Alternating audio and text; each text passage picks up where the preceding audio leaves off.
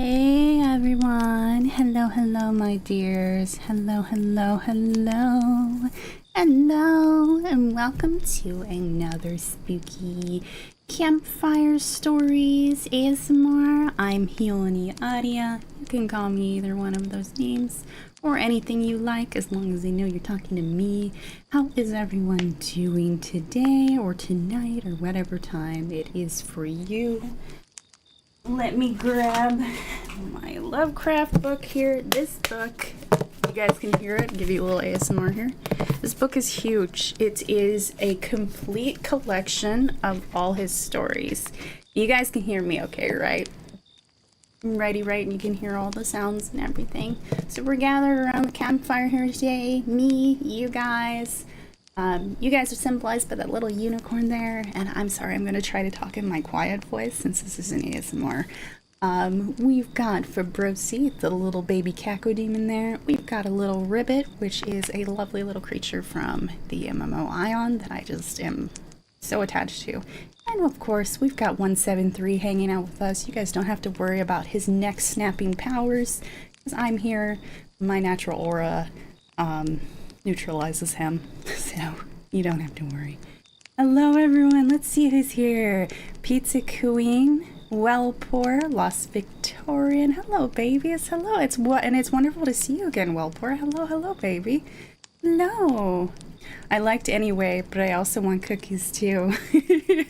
Let me go back, read messages before the stream started. Ooh, Spoopy Day's here. Break out the s'mores. Yeah, don't forget your snacks, guys, your plushies, your blankies, your drinkies, whatever you need to feel cozy and comfy while I read you some spooky, unsettling horror stories.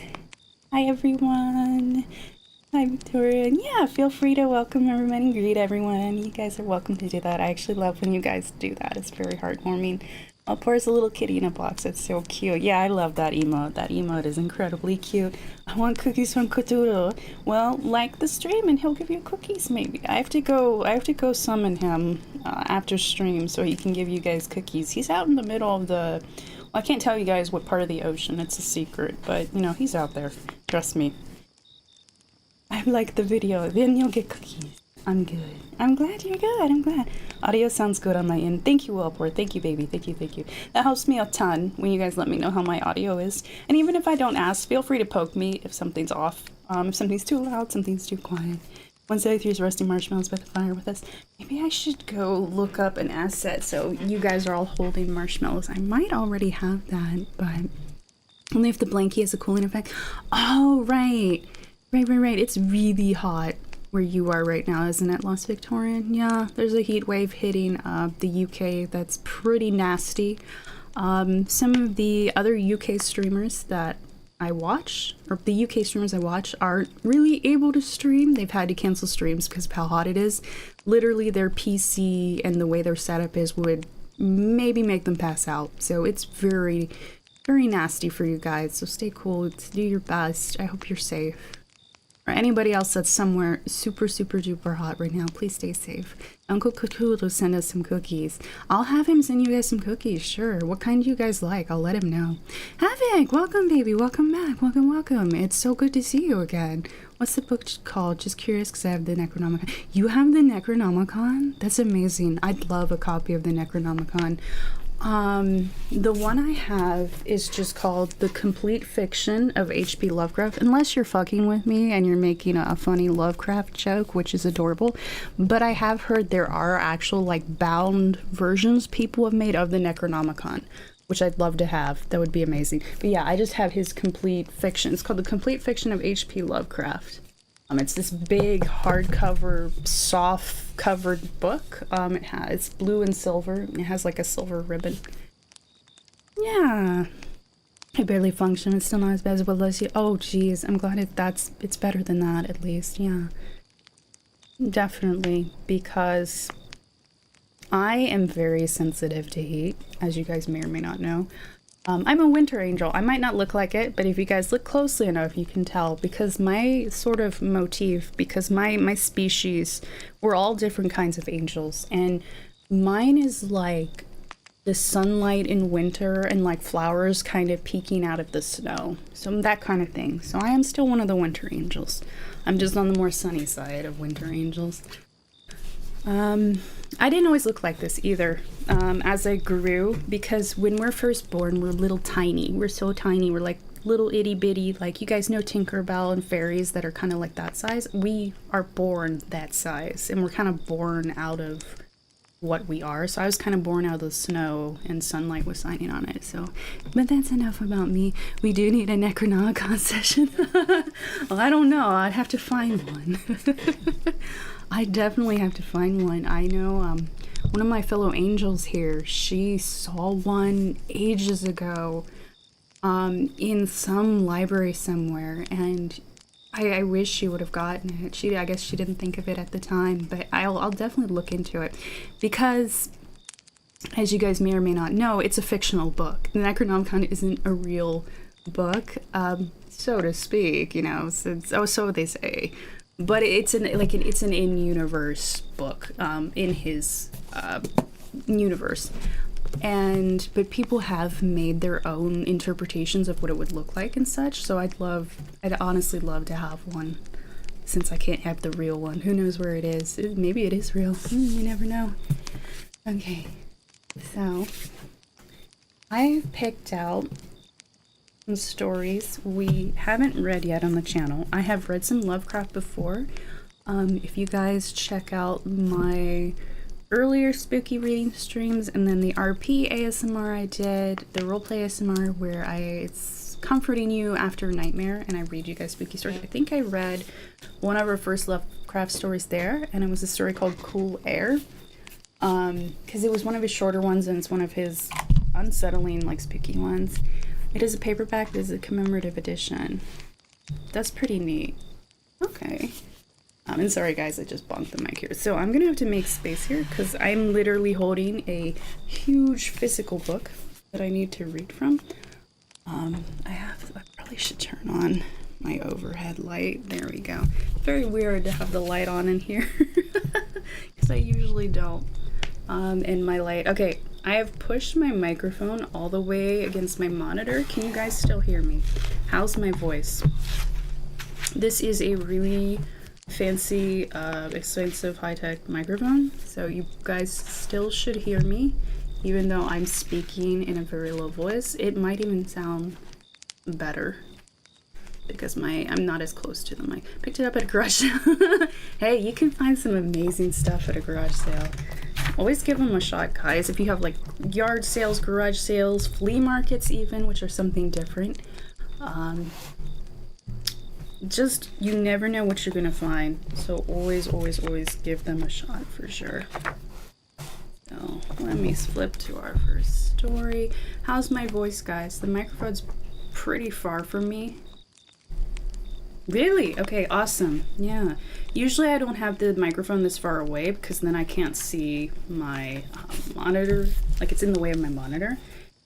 But I have to have space for this huge book.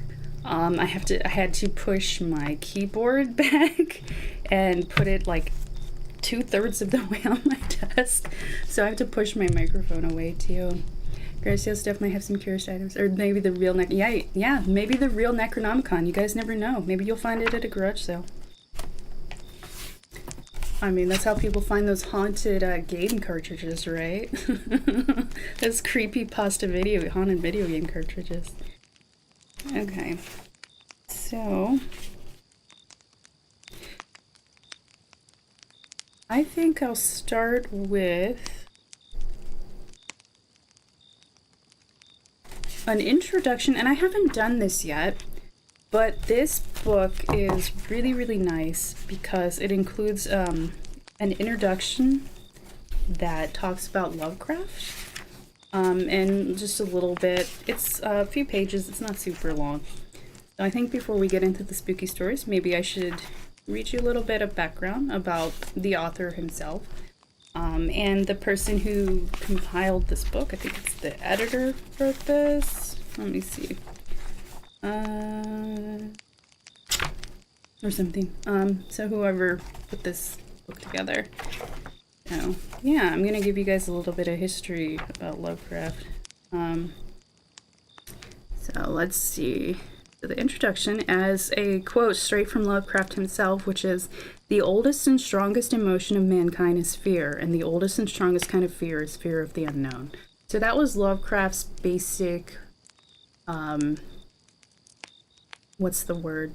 Just the way he saw what the best kind of horror was, is really not knowing is scarier than knowing. Like, seeing the monster is less frightening because then you can comprehend it, you can understand it, than kind of vaguely seeing it or vaguely having it described to you. Lovecraft is very about that kind of thing, where it's like, in a lot of his stories, you'll notice, he's like, his characters will be like, oh, I can't describe the thing, it's too terrible, so it lets your imagination do the work. So that's very much his kind of thing. So, H.P. Lovecraft understood that to be truly frightening, weird tales of supernatural horror must force us to confront the vast indifference of the cosmos, and to recognize that human beings are as insignificant as specks of dust. Although he only had a small readership during his short lifetime, 1890 to 1937, Lovecraft has influenced generations of writers, and today he is acknowledged to be an important, albeit minor, figure in the American literary pantheon. Lovecraft's literary fame is modest in comparison with his modernist contemporaries such as T.S. Eliot, Ernest Hemingway, and F. Scott Fitzgerald, yet his cultural influence has been dramatic and substantial. While virtually all writers of supernatural horror of the past 100 years trace their parentage back to Edgar Allan Poe, which we will also read, don't worry, Lovecraft helped pave the way for some modern masters of contemporary American Gothic fiction, such as Stephen King, Clive Barker, and Neil Gaiman, as well as a host of emerging authors such as Laird Barron and Thomas Ligotti. I'm not familiar with either one of them, so I'm sorry if I butchered their names. Lovecraft's relatively small body of fiction is of such quality and originality, especially his stories The Call of Cthulhu, The Whisper in Darkness, The Color Out of Space, The Shadow Out of Time, and his novellas The Shadow over Innsmouth and At the Mountains of Madness, that it has not only established him as the leading writer of weird fiction among his contemporaries, but it also secured him a well-deserved place in American literary history. Which, by the way, I do want to eventually read some of his longer stories. Like, Call of Cthulhu is one of his most well-known and famous stories because everybody knows Cthulhu, right? And by the way you pronounce that name is kind of difficult. It's like Cthulhu, like I can't even say it properly. So most people just say Cthulhu or Cthulhu or whatever. So you can just get as close as you can. But Call of Cthulhu is really good. The Whisper in Darkness is also one of my favorites, as well as Color Out of Space. They are super, super duper long, though. They are the kind of stories that would have to be read over maybe multiple streams. So if you guys want me to do that, we can, or one super long stream, but I don't know. They're really long. And then my two favorite stories of all time, I think, are the Dream Quest of Unknown Kadath, which is more fantastical, but it is also kind of spooky. And then the case of, what's it called? It's super long. It's the case of Charles Dexter Ward. That one is really spooky, and also really interesting, and it's just a really good one, but it's really long. So yeah, there's just a little aside on some of my favorites and the ones I really like. So basically, it just goes on to give a little biography about him, which I'm going to kind of skip over in the interest of time. And so it just talks about that and how he... So I'll skip to right about here. Lovecraft published his fiction in a variety of amateur and startup professional journals edited by associates in the UAPA, the NAPA, as well as in the emerging pulp magazines that specialize in genre fiction. One of these pulp magazines, Weird Tales, gradually became his principal publisher. Remember magazines, guys? In the late 1920s and early 1930s, Lovecraft and Weird Tales came to be associated with one another by the small but dedicated cohort of readers and writers of supernatural horror fiction. In 1921, Lovecraft's mother passed away after a protracted illness that largely confined her for the last 2 years of her life, so on and so forth. And then it talks about, like, Lovecraft met his future wife, they got married, and so on and so forth. And, and then eventually got divorced, and he didn't remarry. So then it says, Lovecraft's return to Providence initiated his greatest period as a writer of weird tales. Beginning with The Call of Cthulhu in 1926, he wrote many of his most notable works in the following years, including the greatest single statement on the significance and meaning of the weird tale, the study Supernatural Horror in Literature in 1927. Also in this year, he penned The Color Out of Space, which I think is one of his best stories, and The Case of Charles Dexter Ward, which is also another one of my favorites. Color was published the same year in Amazing Stories, but Dexter Ward only appeared in print in Weird Tales in 1941, so it's way later. And in 1928, he wrote The Dunwich Horror, published in 1929 in Weird Tales. In 1930, he wrote The Whisper in Darkness. That was another one of my favorites. And published in Weird Tales in 1931, which was followed in the same year by At the Mountains of Madness and Shadows over Inmouth. The Shadow Out of Time was written in 1934. These works, along with several dozen other lesser-known but strange and imaginative pieces, make up the heart and soul of Lovecraft's weird canon. And this is the word they keep using, weird. And they have served as models of the genre for generations since. Despite the quality and originality of his literary output, Lovecraft's work was not commercially published in his lifetime. Only The Shadow over Innsmouth appeared in book form while he was alive, released by a small press in 1936 and not widely distributed. His reputation remained a product of his association with Weird Tales, the magazine, and other pulps and small magazines. It's fair to say that Lovecraft's popularity today and his rising literary reputation owe much to the work of several of his peers, especially fellow weird fiction writers and aficionados August Derleth and Donald Wandrei, who, starting with the collection The Outsider and Others in 1939, brought Lovecraft's works out of obscurity and preserved them in book form. Unfortunately, the commercial success of Lovecraft's fiction and his subsequent literary fame all came after his untimely passing. During the months leading up to his death, Lovecraft ignored and left untreated the symptoms of intestinal cancer, and when he finally sought help, it was too late. He entered the hospital on March 10, 1937, and on March 15th, he was dead.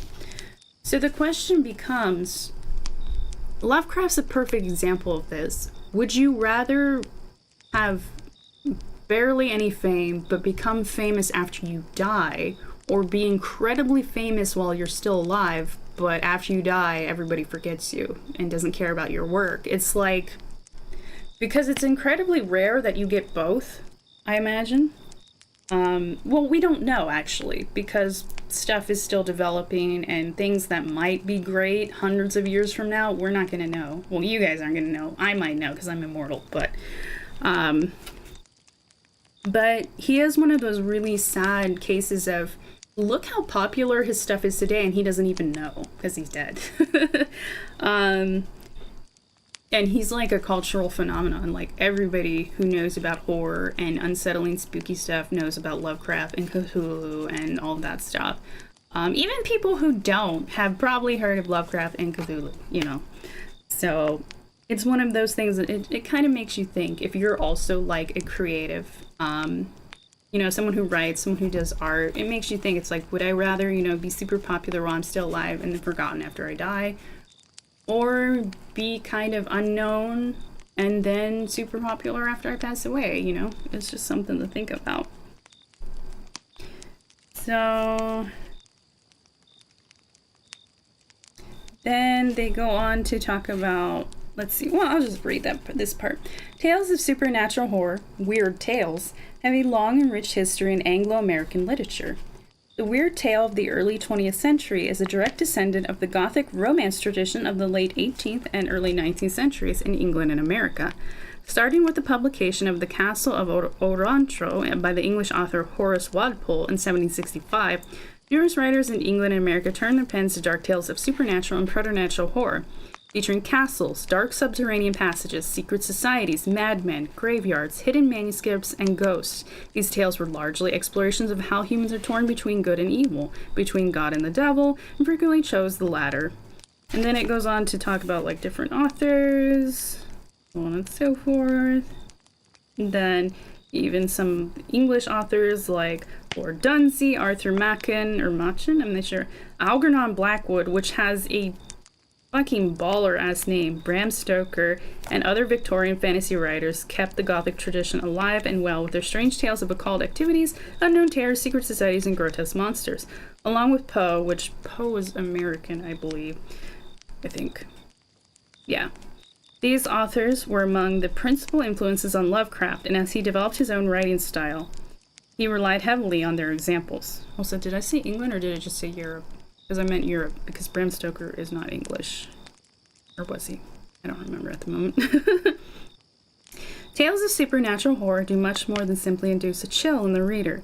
They also serve as a reminder that our knowledge of the world in which we live is incomplete. There are wonders in the cosmos that exist outside of our comprehension, and horror fiction forces us to confront what lies beyond. Thus, the weird tale is often a symbolic form in which the human condition is revealed to be precarious at best. The narrowness of our understanding of the world gives us a false sense of security. Ignorance of the truly monstrous nature of the cosmos is our only comfort, for when the veil is dropped and the horrors of the universe are revealed to us, we are forced to come to terms with our insignificance. The decorum of modern civilization provides only a thin barrier against the cosmic and ever-present pressures ensuring our eventual destruction. The monsters in supernatural horror literature are symbolic renderings of these ubiquitous, but usually unseen and unknown, threats that violate the manners and values of normative society.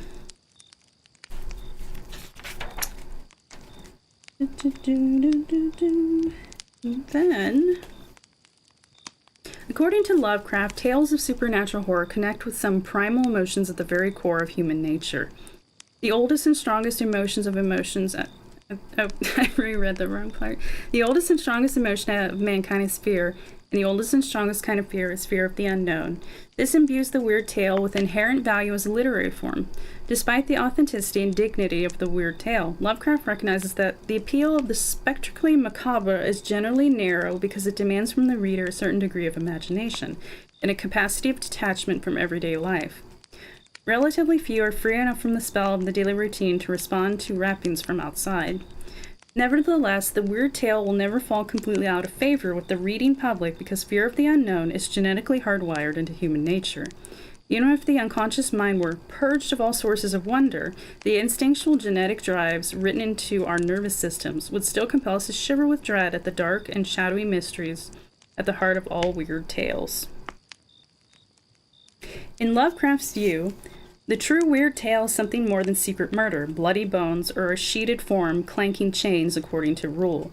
A certain atmosphere of breathless and unexplainable dread of outer unknown forces must be present, and there must be a hint expressed with a seriousness and portentousness becoming a subject of the most terrible conception of the human brain, a malign and particular suspension or defeat of those fixed laws of nature which are our only safeguard against the assaults of chaos and the demons of unplumbed space. This definition serves as a useful entry into Lovecraft's own fiction. Like Poe before him, Lovecraft does not locate the true center of his tales in gruesome images of monstrosities, but in the atmosphere they create. In other words, in the effect the tales have on the reader. Lovecraft's aim is to bring readers gradually and carefully to the realization that the world that surrounds us may not be the full portion of the real. The one test of the really weird is simply this: whether or not there be excited in the readers a profound sense of dread and of contact with unknown spheres and powers, a subtle attitude of awed listening, as if for the beating of black wings or the scratching of outside shapes and entities on the known universe's outmost rim. Dread, a strange mixture of terror, horror, and mystery, is the purest response one can feel at the full realization of the human condition. Let me catch up with you guys a little bit. My fave good and evil tale, Jekyll and Hyde. Oh, yes, a classic. Bram Stoker was Irish and Poe was from Baltimore, Maryland. Thank you, Pizza Queen. Thank you for that little tip. Thank you. Lovecraft recognizes that there is a tension at the core of every thinking person. We are driven by our desire for knowledge into uncharted territories, but what we discover in those blank spaces on the map are sea monsters waiting to devour us. Better, perhaps, that we embrace our ignorance. In Lovecraft's vision, the true nature of the cosmos is both infinite and monstrously indifferent. The narrator of one of Lovecraft's best known and most celebrated stories, The Call of Cthulhu, presents the horrific triviality of human life against the vastness of infinite space. We live on a placid island of ignorance in the midst of black seas of infinity, and it was not meant that we should voyage far.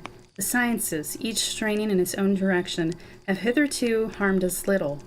But some day, the piecing together of disassociated knowledge will open up such terrifying vistas of reality, and of our frightful position therein, that we shall either go mad from the revelation, or flee from the deadly light into the peace and safety of a new dark age. And then, the Necronomicon, the forbidden book of magic that appears in several of Lovecraft's stories and novellas, serves as a point of entry into the deeper reality that lies just beyond our awareness and that evades the comprehension of all but a few imaginative souls. It is a book to which those who seek hidden or forbidden knowledge turn, and this knowledge is as likely to damn them as it is to save them. Save these intrepid seekers, for the human mind cannot adequately process the horrible mysteries of the cosmos. We humans are small, our lives only marginally meaningful, and to Lovecraft's alien gods like Cthulhu, Nyarlathotep, Yog-Sothoth, and Azathoth, we are mere annoyances or playthings if we are lucky, food if we are not. Shadowy cults in Lovecraft's fiction keep the memory of these ancient alien gods alive, and it is the unlucky character who stumbles upon these cults engaging in their strange rituals in the middle of a dark swamp. Lovecraft posits that the human mind is simply incapable of comprehending the furthest reaches of a mysterious cosmos, so if ultimate truths were revealed to us, we might, like the title character of Facts Concerning the Late Arthur Jermyn and his family, immolate ourselves out of fear and despair. In the 21st century, when Cthulhu has become a plush toy and movies make casual references to the Necronomicon as though it were a real book, it is clear that Lovecraft created a body of work with lasting influence. Though he only wrote a few dozen short stories and novellas, Lovecraft is the 20th century's master of the weird tale, and today his place in the American literary canon is secure. Oh yeah, there you guys, there's a little introduction to Lovecraft. Oops, that is the wrong, and that is the book scraping against my, yeah, I definitely should have the overhead light on. Usually try to keep it dark and spooky in here, but that ain't good for reading. Okay, so how is everyone? Okay, we're now gonna finally get into the actual spooky stories. So, make sure you have your snacks, your drinks, your blankies, whatever else you need to feel comfy and spooked. If you can, turn out all the lights. Make it nice and spooky. Or if it's in the middle of the day, just do your best. Like it is for me over here. So, the book I have, that is the collection of all his stories, is put in the order that he wrote them. I'm pretty sure it's in chronological order. Hugs 173. Yeah, you guys can hug 173. He's not gonna hurt you. He's not gonna go for crunch. The crunch.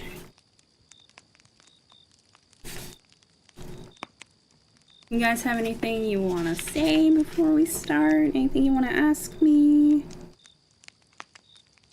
Yeah, I think these are in chronological order that he wrote them.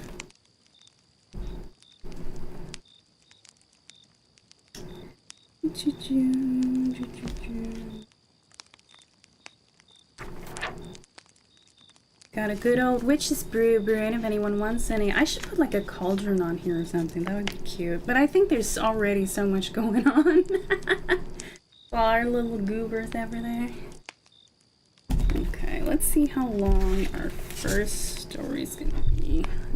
I'm adjusting my mic so don't mind any weird sounds, guys. Okay, we'll do this one. 173 is the best, boys. It gets extra big cup of brew. What kind of witch's brew are you making, Pizza Queen?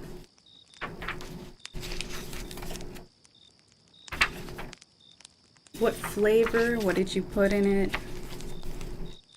Is it more like tea or a soup or an actual alchemical concoction? Okay.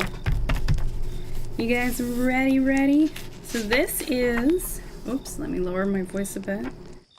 So, and let me adjust my microphone again. So yeah, I can definitely see my sound levels. They're still pretty good. But I also always ask you guys, because just because it looks okay for me doesn't mean it's okay for you guys. So this is his oldest story. So you guys will get to see like how his stories kind of started out and how they progressed to some of his more well-known ones. So this is this is a fairly short one. I did pick out a bunch of fairly short to kind of semi-short medium ones to read to you guys. There were so many I had to skip over because they're so long. But maybe someday I'll read those to you guys. And then I also had to be careful of stories that, because he also does stories that are kind of more fantastical, and I wanted to read the spooky ones to you guys. The fantastical ones are really nice too. There's this super short one that's just really just like poetry. It's very beautifully written. Although his writing is very, very pretty in general. Just a classic witch's brew. I got the recipe from Homestar Runner, so you'd have to ask him what's in. Oh my goodness, somebody knows Homestar Runner. It's Queen, you're a legend. I love Homestar Runner. It's such a cute, quirky, silly little, like, show? I guess you could call it. I mean, it's not like a TV show. It's like they do flash animation of these really goofy characters that are faux human, but not quite human. It's hard to describe them. So if you guys are interested in, like, quirky, silly, funny stuff, go check out Homestar Runner. It's still ongoing, which is amazing. That being said, I'm going to continue on to our next story here. You guys ready? Ready? It is called The Beast in the Cave. Thank you, you're a legend too. Oh, thank you, Pizza Queen. You guys are all legends. You guys are all sexy legends. So, this story is called, and you can hear me tapping the book. Can you guys hear that? It's like a web series. Web series. Okay, that's a better way to describe it. Yeah, it's a cute little goofy web series. Go check it out if you want, guys. Yeah, we're here with The Beast in the Cave.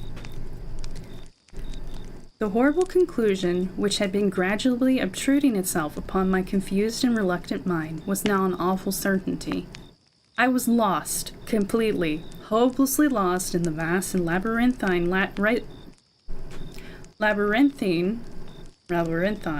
recesses of the Mammoth Cave. You guys ever gotten lost in a cave?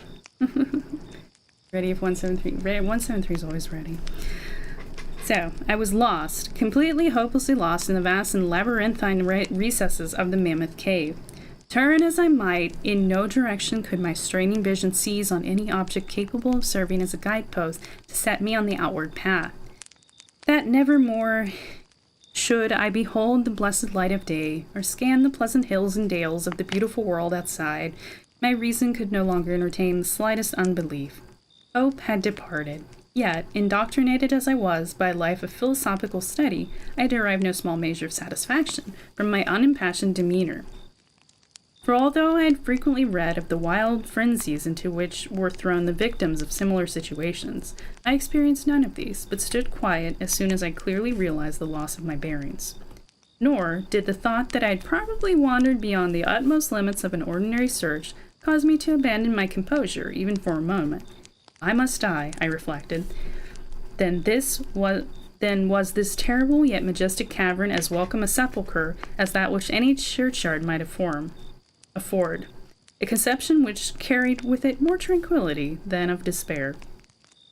Starving would prove my ultimate fate. Of this I was certain. Some, I knew, had gone mad under circumstances such as these, but I felt that this end would not be mine. My disaster was the result of no fault save my own. Since, unbeknown to the guide, I had separated myself from the regular party of sightseers, and, wandering for over an hour in forbidden avenues of the cave, had found myself unable to retrace the devious windings which I had pursued since forsaking my companions. Which, by the way, guys, don't do that. You're gonna die. Stay with your group. Caves are not to be trifled with. Already my torch had begun to expire. Soon I would be enveloped by the total and almost palpable blackness of the bowels of the earth. As I stood in the waning, unsteady light, I idly wondered over the exact circumstances of my coming end. I remembered the accounts which I had heard of the colony of consumptives who, taking their residence in this gigantic grotto to find health from the apparently salubrious air of the underground world, with its steady, uniform temperature, pure air, and peaceful quiet, had found instead death in strange and ghastly form. I had seen the sad remains of their ill-made cottages as I passed them by with the party, and had wondered what unnatural influence a long sojourn in this immense and silent cavern would exert upon one as healthy and as vigorous as I. Now, I grimly told myself, my opportunity for settling this point had arrived, provided that want of food should not bring me to too speedy a departure from this life. Hold on a second, guys. Oh, I'm sorry. As the last fitful rays of my torch faded into obscurity, I resolved to leave no stone unturned, no possible means of escape neglected. So summoning all the powers possessed by my lungs, I set up a series of loud shoutings, in the vain hope of attracting the attention of the guide by my clamor. Yet, as I called, I believed in my heart that my cries were to no purpose, and that my voice, magnified and reflected by the numberless ramparts of the black maze about me, fell upon no ears save my own. All at once, however, my attention was fixed with a start as I fancied that I heard the sound of soft approaching steps on the rocky floor of the cavern. Was my deliverance about to be accomplished so soon? Had, then, all my horrible apprehensions been for naught? And was the guide, having marked my unwarranted absence from the party, following my course and seeking me out in this limestone labyrinth? Whilst these joyful queries arose in my brain, I was on the point of renewing my cries in order that my discovery might come the sooner, when in an instant my delight was turned to horror as I listened. For my ever-acute ear, now sharpened in even greater degree by the complete silence of the cave, bore to my benumbed understanding the unexpected and dreadful knowledge that these footholds were not like that of any mortal man. In the unearthly stillness of this subterranean region, the tread of the booted guide would have sounded like a series of sharp and incisive blows. These impacts were soft and stealthy, as of the padded paws of some feline. Besides, at times, when I listened carefully, I seemed to trace the falls of 4 instead of 2 feet. I was now convinced that I had by my cries aroused and attracted some wild beast, perhaps a mountain lion, which had accidentally strayed within the cave. Perhaps, I considered, the Almighty had chosen for me a swifter and more merciful death than that of hunger. Yet the instinct of self-preservation, never wholly dormant, was stirred in my breast, and though escape from the oncoming peril might bespare me for a sterner and more lingering end, I determined nevertheless to part with my life at as high a price as I could command. Strange as it may seem, my mind conceived of no intent on the part of the visitor, save that of hostility. Accordingly, I became very quiet, in the hope that the unknown beast would, in the absence of a guiding sound, lose its direction as had I, and thus pass me by. But this hope was not destined for realization, for the strange footfalls steadily advanced, the animal evidently having obtained my scent, which in an atmosphere so absolutely free from all distracting influences as is that of the cave, could doubtless be followed at great distance. Seeing, therefore, that I must be armed for defense against an uncanny and unseen attack in the dark, I grouped about me the largest of the fragments of rock which were strewn upon all parts of the floor of the cavern in the vicinity, and, grasping one in each hand for immediate use, awaited with resignation the inevitable result. Meanwhile, the hideous pattering of the paws drew near. Certainly, the conduct of the creature was exceedingly strange. Most of the time, the tread seemed to be that of a quadruped, walking with a singular lack of unison betwixt hind and 4 feet, yet at brief and infrequent intervals, I fancied that but 2 feet were engaged in the process of locomotion. I wondered what species of animal was to confront me. It must, I thought, be some unfortunate beast who had paid for its curiosity to investigate one of the entrances of the fearful grotto with a lifelong confinement in its interminable recesses. It doubtless obtained as food the eyeless fish, bats, and rats of the cave, as well as some of the ordinary fish that are wafted in at every freshet of Green River, which communicates in some occult manner with the waters of the cave. I occupied my terrible vigil with grotesque conjectures of what alterations cave life might have wrought in the physical structure of the beast, remembering the awful appearances ascribed by local tradition to the consumptives who had died after long residence in the cavern. Then I remembered, with a start, that, even should I succeed in killing my antagonist, I should never behold its form, as my torch had long been extinct, and I was entirely unprovided with matches. The tension on my brain now became frightful. My disordered fancy conjured up hideous and fearsome shapes from the sinister darkness that surrounded me, and that actually seemed to press upon my body. Nearer, nearer, the dreadful footfalls approached. It seemed that I must give vent to a piercing scream, yet had I been sufficiently irresolute to attempt such a thing, my voice could scarce have responded. I was petrified, rooted to the spot. I doubted if my right arm would allow me to hurl its missile at the oncoming thing when the crucial moment should arrive. Now the steady pat, pat of the steps was close at hand. Now very close. I could hear the labored breathing of the animal, and terror-struck as I was, I realized that it must have come from a considerable distance, as once correspondingly fatigued. Suddenly the spell broke. My right hand, guided by my ever-trustworthy sense of hearing, threw with full force the sharp-angled bit of limestone which it contained, toward the point in the darkness from which emanated the breathing and pattering, and, wonderful to relate, it nearly reached its goal, for I heard the thing jump, landing at a distance away, where it seemed to pause. Having readjusted my aim, I discharged my second missile, this time most effectively, for with a flood of joy, I listened as the creature fell in what sounded like a complete collapse, and evidently remained prone and unmoving. Almost overpowered by the great relief which rushed over me, I reeled back against the wall. The breathing continued in heavy, gasping inhalations and expirations, whence I realized that I had no more than wounded the creature, and now all desire to examine the thing ceased.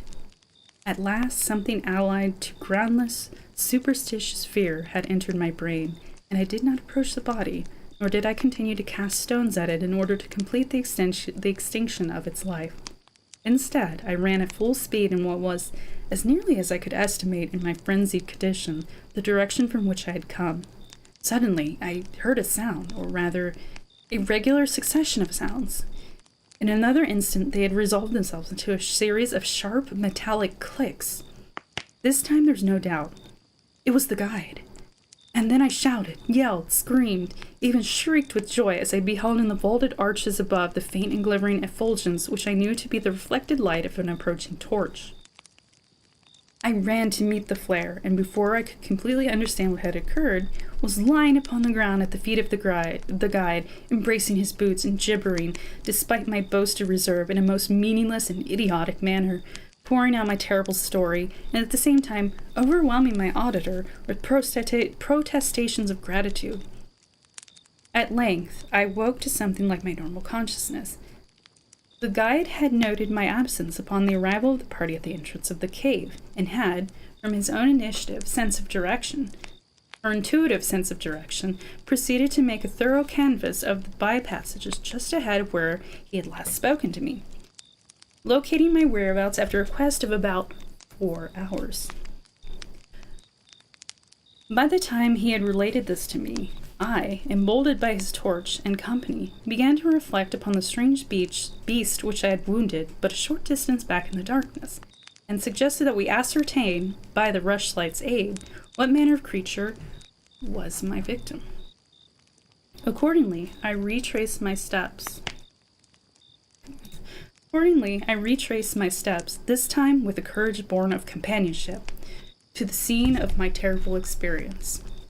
Soon, we descried a white object upon the floor, an object whiter even than the gleaming limestone itself.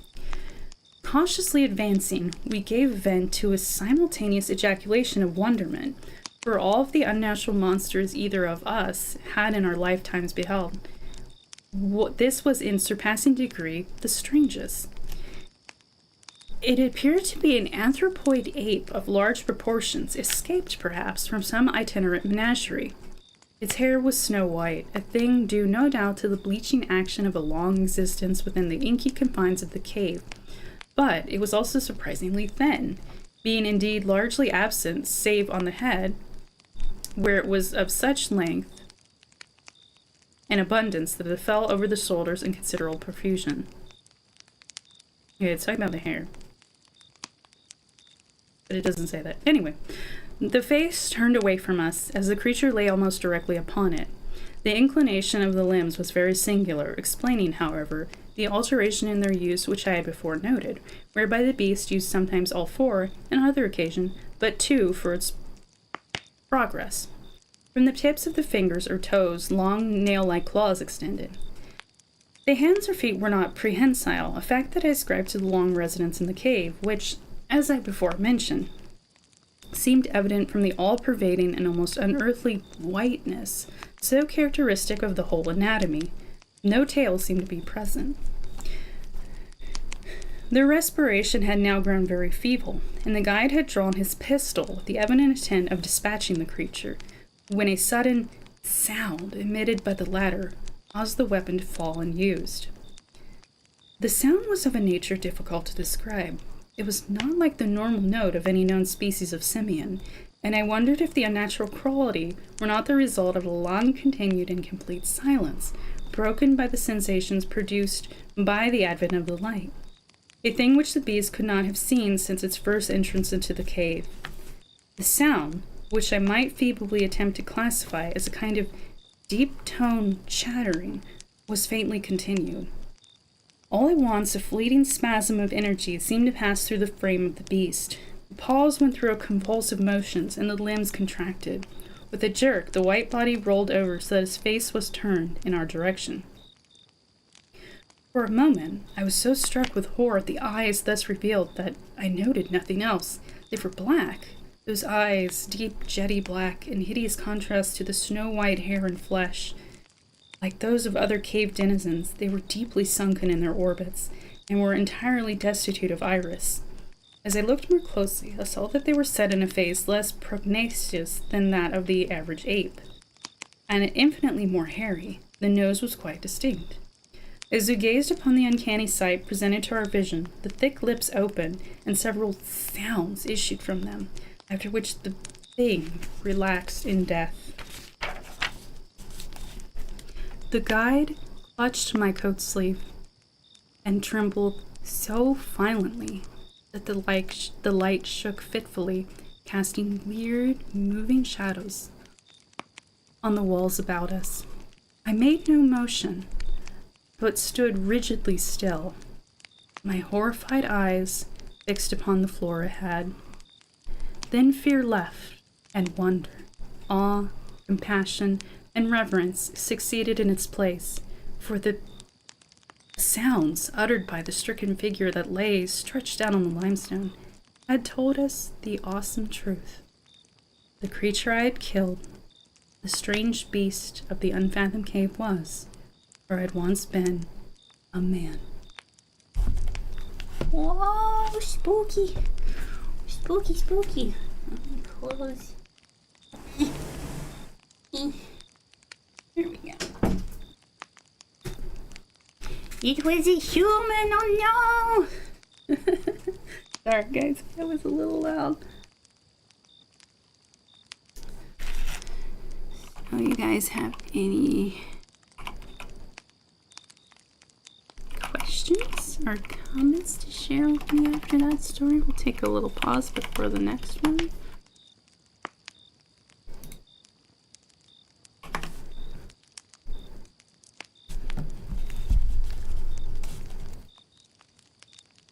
Be good? You like it? Yeah.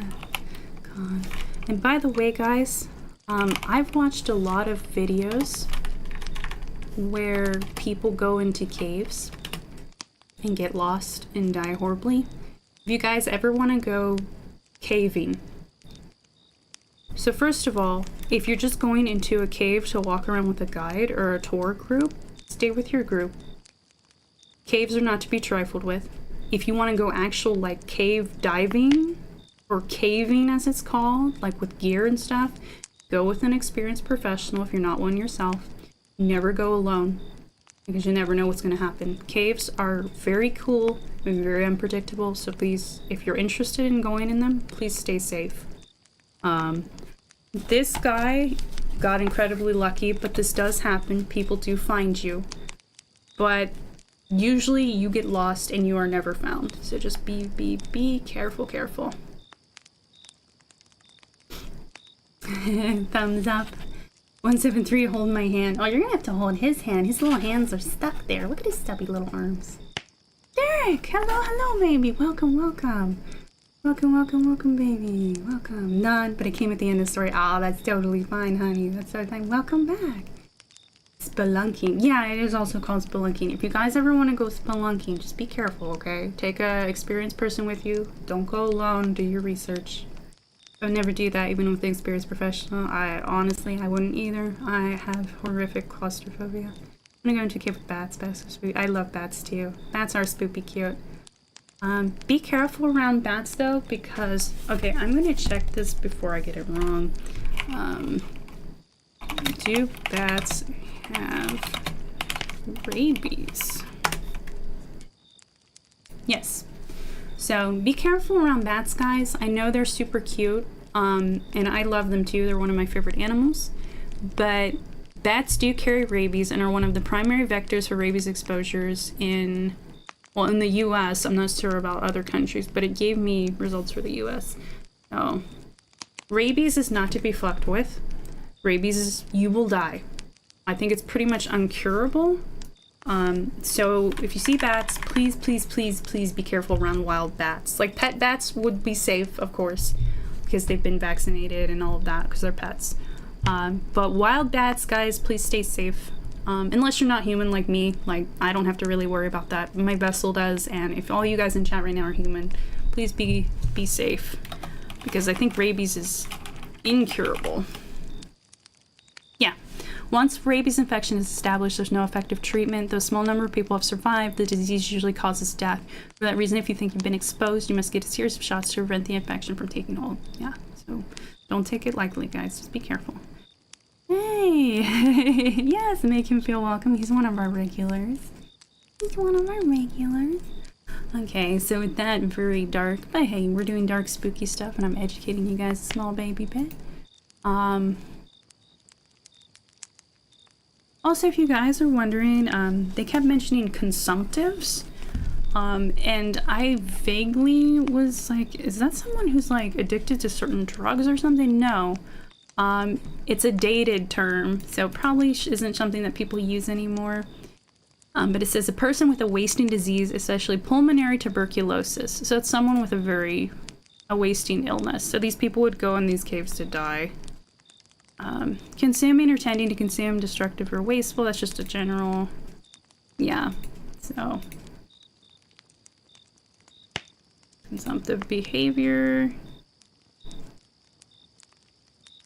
It looks like it's something else as well. Well, it can, of course, mean other things, but in the context of Lovecraft, it meant like somebody with a wasting disease. But it generally just means to consume destructive, wasteful, etc. Okay, enough of that. I'll just keep that open in case I need to bring up stuff for you guys. So the next story we're gonna read, we'll go forward a little bit to a very short one called Dagon. Which is one of the, I think he's a great old one, which there are a lot of those in Lovecraft's lore. He was the one that came up with like the great old ones, like the old gods from outside of our cosmos and whatnot. And I think Dagon is one of them, which if any of you are, and I'm like holding my mic, so sorry for any weird noises, but like, if any of you guys know Elder Scrolls, that name will sound familiar to you. Mehrunes Dagon is the Daedric Prince of Destruction and Change, and he's the main antagonist of the Elder Scrolls Oblivion. So I wonder if that part of his name came from this Dagon, but I don't know. I'd have to look into it more, but it's pretty neat. It's possible that it's a short enough name that it's just a coincidence, because that happens. But this one's pretty short. Yeah, it's even shorter than the one we just read, but I still like it a lot because it talks about one of the great old ones. And Dagon is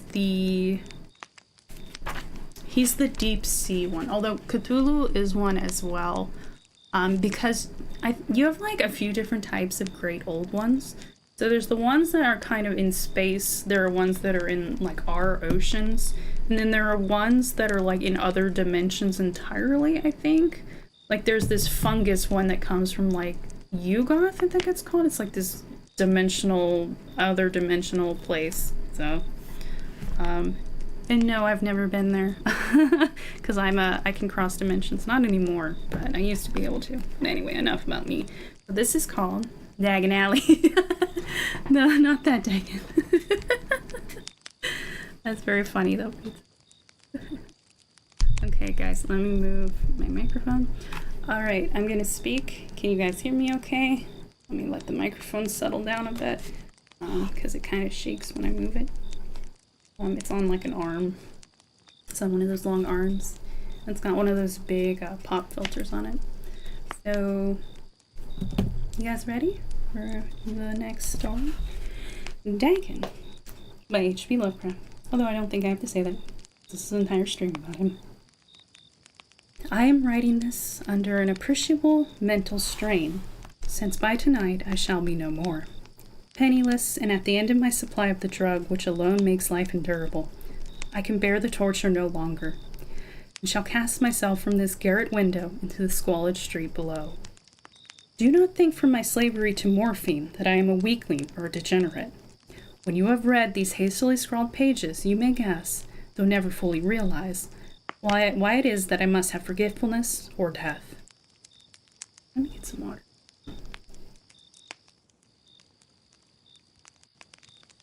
Always stay hydrated when you're reading or singing. It was in one of the most open and least frequented parts of the broad Pacific that the packet of which I was supercargo fell victim to the German sea raider.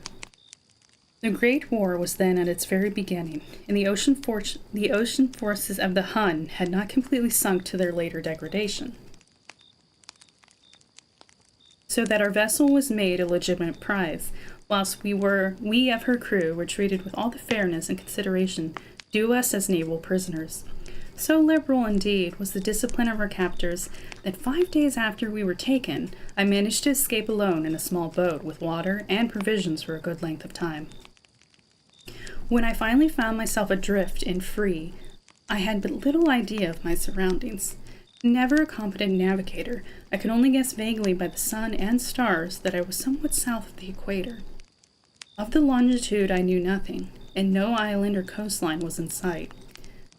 The weather kept fair, and for uncounted days I drifted aimlessly beneath the scorching sun, waiting either for some passing ship or to be cast on the shores of some habitable land. But neither ship nor land appeared, and I began to despair in my solitude upon the evening vastness of unbroken blue. The change happened whilst I slept. Its details I shall never know, for my slumber, though troubled and dream-infested, was continuous. When at last I awakened, it was to discover myself half sucked into a slimy expanse of hellish black mire, which extended about me in monotonous undulations as far as I could see, and in which my boat lay grounded some distance away. Though one might well imagine that my first sensation would be... Sorry guys about the mic thingy. Though one might well imagine that my first sensation would be of wonder at so prodigious and unexpected a transformation of scenery, I was, in reality, more horrified than astonished. Therefore there was in the air and in the rotting soil a sinister quality which chilled me to the very core. The region was putrid, with the carcasses of decaying fish, and of other less describable things, which I saw protruding from the nasty mud of the unending plain. Perhaps I should not hope to convey in mere words the unutterable hideousness that can dwell in absolute silence and barren immensity. There was nothing within hearing, and nothing in sight save a vast reach of black slime. Yet the very completeness of the stillness and the homogeneity of the landscape oppressed me with a nauseating fear.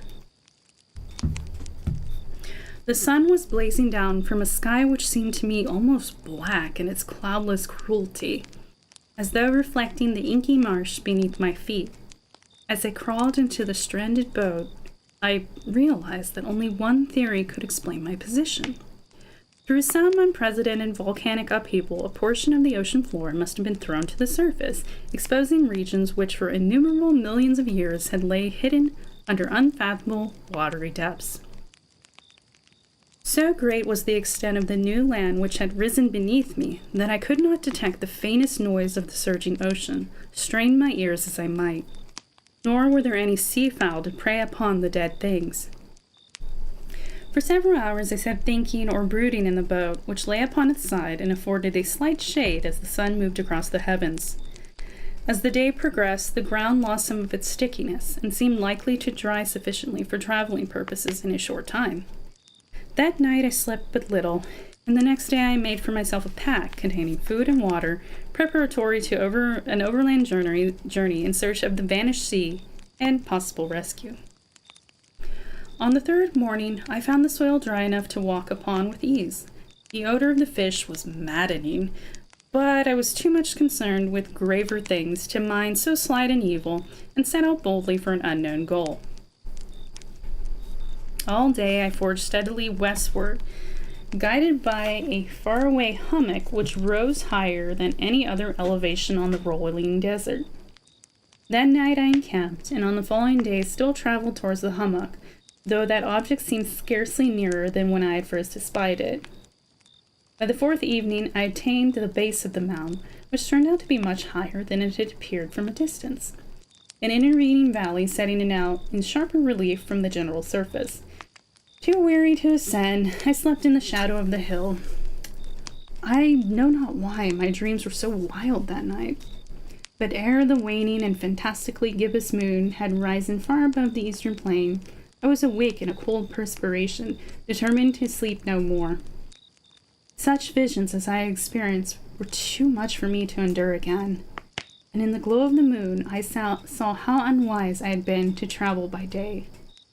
Without the glare of the parching sun, my journey would have cost me less energy. Indeed, I now felt quite able to perform the ascent which had deterred me at sunset.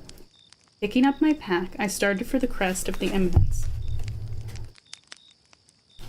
I have said that the unbroken monotony of the rolling plain was a source of vague horror to me, but I think my horror was greater when I gained the summit of the mound and looked down the other side into an immeasurable pit or canyon, whose black recesses the moon had not yet soared high enough to illumine. I felt myself on the edge of the world, peering over the rim into a fathomless chaos of eternal night. Through my terror ran curious reminiscences of Paradise Lost, and of Satan's hideous climb through the unfashioned realms of darkness. As the moon climbed higher in the sky, I began to see that the slopes of the valley were not quite so perpendicular as I had imagined. Ledges and outcropping of rock afforded fairly easy footholds for a descent, whilst after a drop of a few hundred feet, the declivity became very gradual. Urged on by an impulse which I cannot definitely analyze, I scrambled with difficulty down the rocks and stood on the gentler slope beneath, gazing into the Stygian depths where no light had yet penetrated. All at once, my attention was captured by a vast and singular object on the opposite slope, which rose steeply about 100 yards ahead of me, an object that gleamed whitely in the newly bestowed rays of the ascending moon. That it was merely a gigantic piece of stone, I soon assured myself, but I was conscious of a distinct impression that its contour and position were not altogether the work of nature. A closer scrutiny filled me with sensations I cannot express, for despite its enormous magnitude and its position in an abyss which had yawned at the bottom of the sea since the world was young, I perceived beyond a doubt that the strange object was a well-shaped monolith, whose massive bulk had known the workmanship and perhaps the worship of living and thinking creatures. Dazed and frightened, yet not without a certain thrill of the scientists' or archaeologists' delight, I examined my surroundings more closely. The moon, now near the zenith, shone weirdly and vividly above the towering steeps that hemmed in the chasm, and revealed the fact that a far-flung body of water flowed at the bottom, winding out of sight in both directions and almost lapping my feet as I stood on the slope. Across the chasm, the wavelets washed the base of a cyclopean monolith, on whose surface I could now trace both inscriptions and crude sculptures. The writing was in a system of hieroglyphics unknown to me, and unlike anything I'd ever seen in books, consisting for the most part of conventionalized aquatic symbols such as fishes, eels, octopi, crustaceans, mollusks, whales, and the like. Several characters obviously represented marine things which are unknown to the modern world, but whose decomposing forms I had observed on the ocean-risen plain. It was the pictorial carving, however, that did most to hold me spellbound. Plainly visible across the intervening water on account of their enormous size were an array of bas-reliefs, whose subjects would have excited the envy of Dore. I think that these things were supposed to depict men, at least a certain sort of men, though the creatures were shown disporting like fishes in the waters of some marine grotto, or paying homage at some monolithic shrine which appeared to be under the waves as well. Of their faces and forms I dare not speak in detail, for the mere remembrance makes me grow faint. Grotesque beyond the imagination of a Poe or a Bulwer, they were damnably human in general outline, despite webbed hands and feet, shockingly wide and flabby lips, glassy, bulging eyes, and other features less pleasant to recall. Curiously enough, they seem to have been chiseled badly out of proportion with their scenic background. For one of the creatures was shown in the act of killing a whale, represented as but a little larger than himself.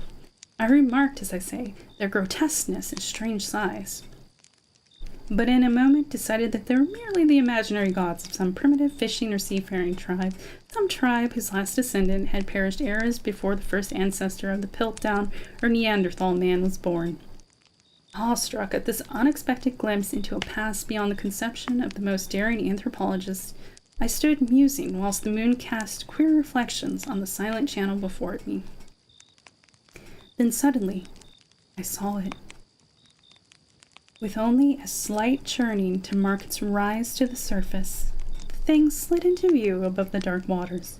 Vast, Polyphemus-like, and loathsome, it darted like a stupendous monster of nightmares to the monolith, about which it flung its gigantic scaly arms, the while it bowed its hideous head and gave vent to certain measured sounds. I think I went mad then.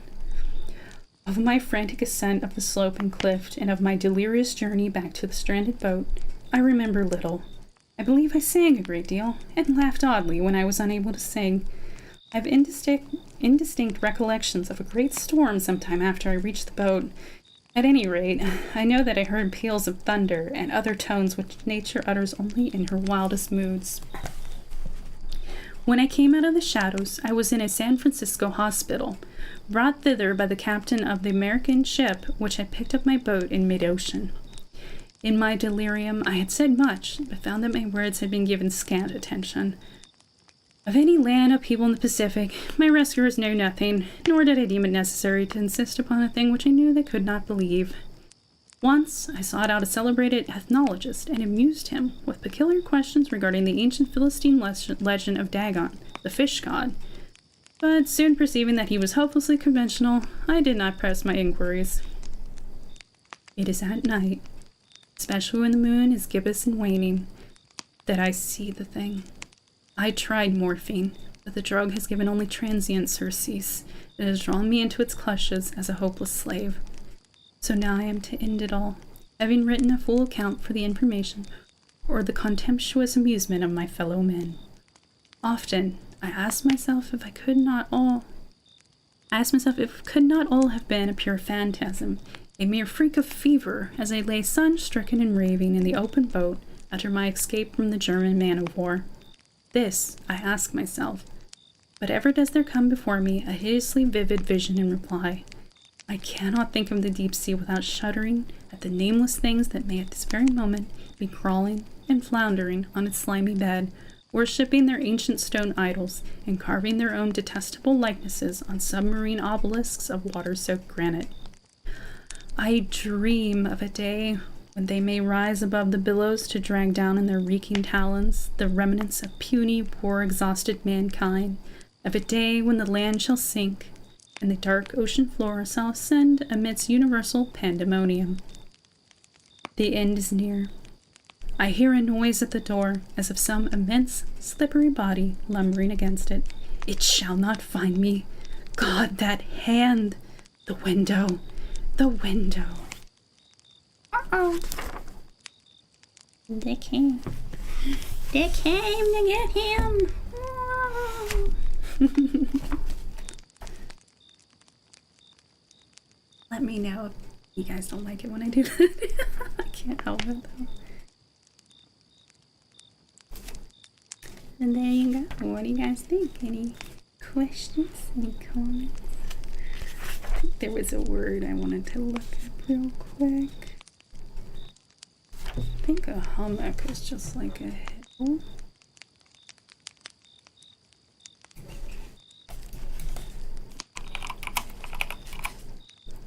And if there is actually a Dagon on Earth, that's pretty cool. Yeah, a hummock is a ridge, a hump or ridge in an ice field. Piece of forested ground rising above a marsh. So it's also a North American term. Okay, so I'm going to show you guys a picture real quick of what these look like. You guys have probably seen these before. They're like these little hills. That's a hummock. Like these little bumps where there's like ice and stuff. I see little bumps. You are good at reading stories. You should do audiobooks. Aw, Pizza Queen. Maybe someday. Wouldn't that be amazing? A VTuber who reads audiobooks. A lot of us have really nice voices for it, I think. But thank you. That's a really high compliment. You're very sweet. Thank you. Thank you. Yeah. I pause after the stories in case you guys have any questions or you want to give me any commentary. You don't have to, though. If you're just here to listen, that's fine, too. Because that's what these are for. They're mostly for you guys to just listen and get spooked. But I also want you guys to comment if you want or ask me questions about stuff maybe you didn't understand, or because his writing is very old and there are some words that are even I kind of stumble on sometimes. Yeah, that's something I want to try. So it said Dagon is a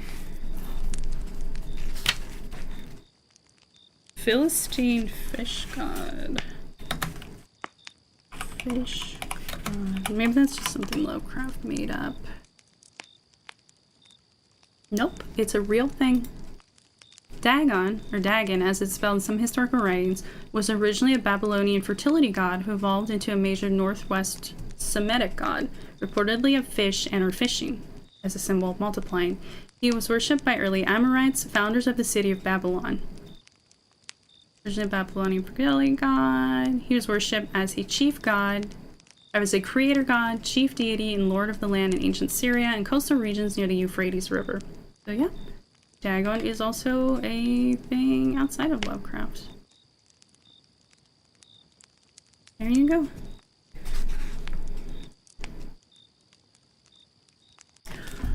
So this is a word, I don't know if you guys know this word, but it's a word you're going to hear Lovecraft use a lot. I swear it's one of his favorite words, cyclopean. Oops. So he says cyclopean a lot. So all that means is denoting a type of ancient masonry made with massive irregular blocks, cyclopean stone walls, or of or resembling a cyclops, a cyclopean eye. Let me just give you guys a sample of what this looks like. You've probably seen buildings like this before. Oops. I have to try my desktop. Nope, it doesn't want to work. Okay, I can get a different one. Google again. So like, here we go. like this. Has like these big blocks. So whenever he describes something as cyclopean, this is what he means, like this kind of building.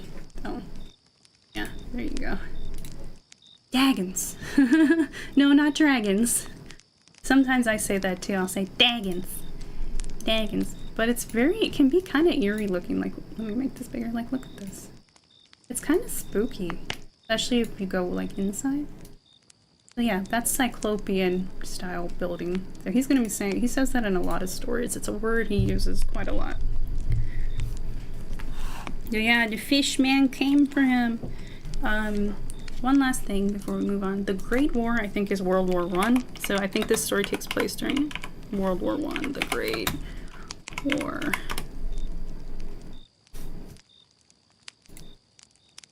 Yep, First World War. Which, by the way, happened in 1914 and 1918. Jeez, imagine just constant destruction of human life for 4 years. I can't imagine. Jeez. World wars are horrific. And get there alone at night. Honestly, he said nighttime was, well, nighttime was a better time to explore. Not a better time to be there, because that's when the spooky boys came out. And yes, he was trying to, when he was like looking at the monolith, like the big thing with all the carvings, and he was like, oh, I saw one of the humanoid fishy creatures next to like a whale, and the whale was barely bigger than him. Ha! Oh, those silly fishmen, you know, they're just elaborating and making up stuff. No, the fishmen are really that big. He's just trying to whatever helps him sleep at night kind of thing. He's like, they can't be that big, right? Right? It's like, oh, poor sir. No, they're actually that big. They're actually that big. Okay, so our next story is a little further along. Okay.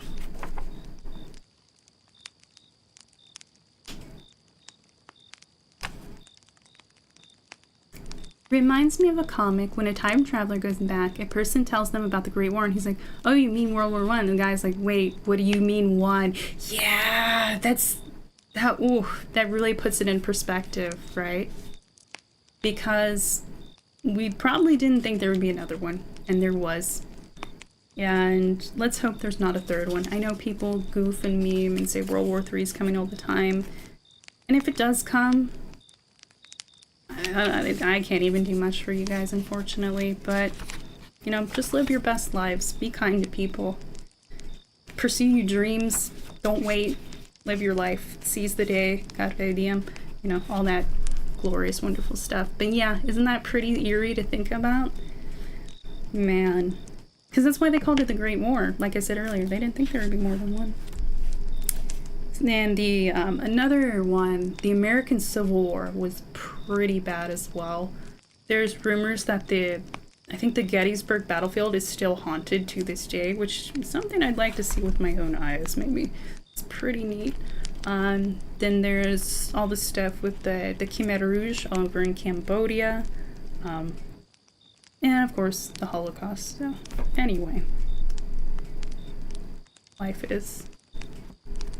Yeah, I'm not sure if you meant to type more, Derek, but yeah, life is so precious, so don't take it for granted, because I'm immortal, but you guys aren't, as presumably, and always try to live your lives to the fullest. I'm sorry for kind of the little side, but you guys seem to love me for that, so, you never know when it might be stolen from you. It can be gone so quick. Like, one moment someone's alive and the next moment they're gone.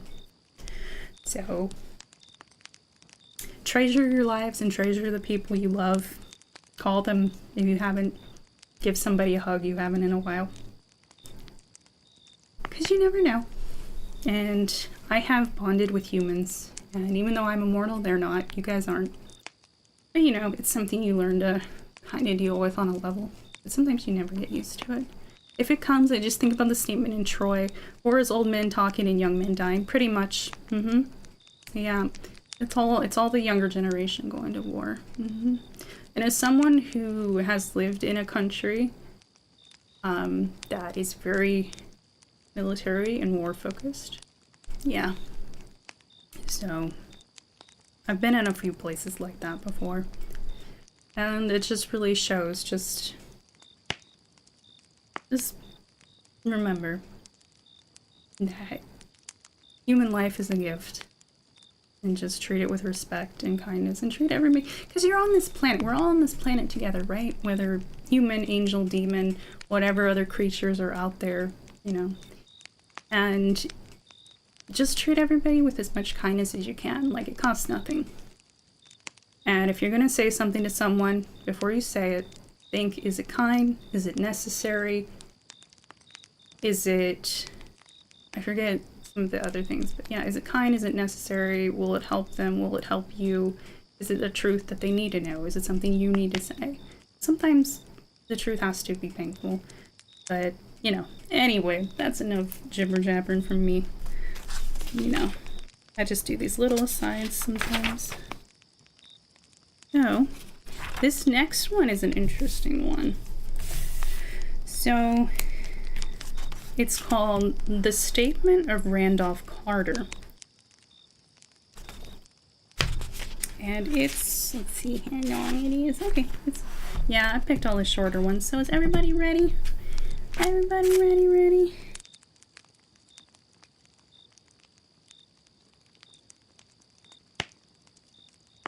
If you guys want me to pause, if you guys want to go get something, since we're such a small community, I can do that for you guys. Want to quickly go get something, or you want to ask me something or chat about the story a little more or something, just let me know.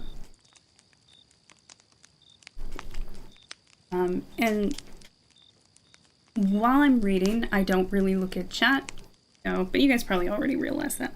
So anyway. So this story is called The Statement of Randolph Carter. I repeat to you, gentlemen, that your inquisition is fruitless. Detain me here forever, if you will. Confine or execute me if you must have a victim to propitiate the illusion you call justice. But I can say no more than I have said already. Everything that I can remember, I have told with perfect candor. Nothing has been distorted or concealed, and if anything remains vague, it's only because of the dark cloud which has come over my mind. That cloud and the nebulous nature of the horrors which brought it upon me. Akiyama! Okay, I happened to look up and see that little kitty in a box.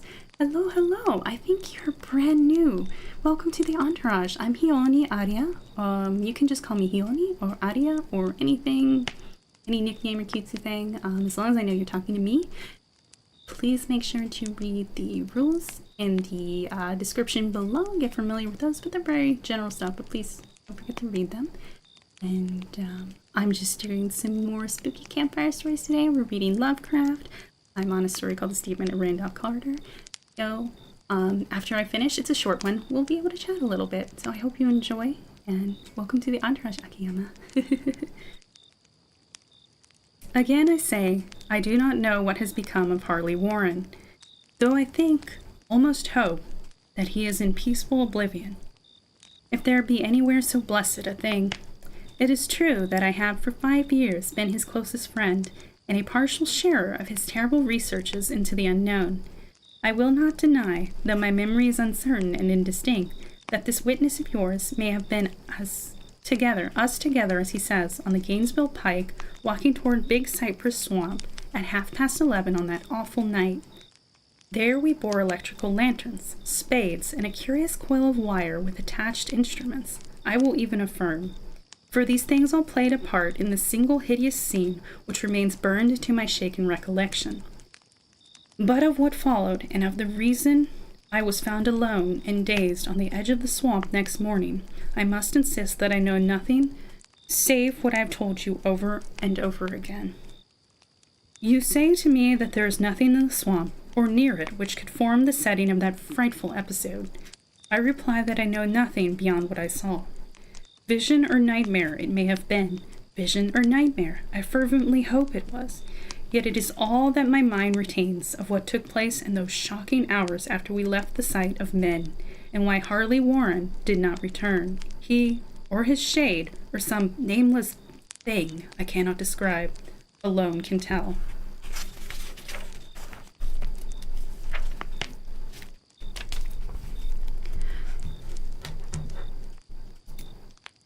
Oh, thank you, Akiyama. You're so sweet. Thank you, baby. Thank you, thank you.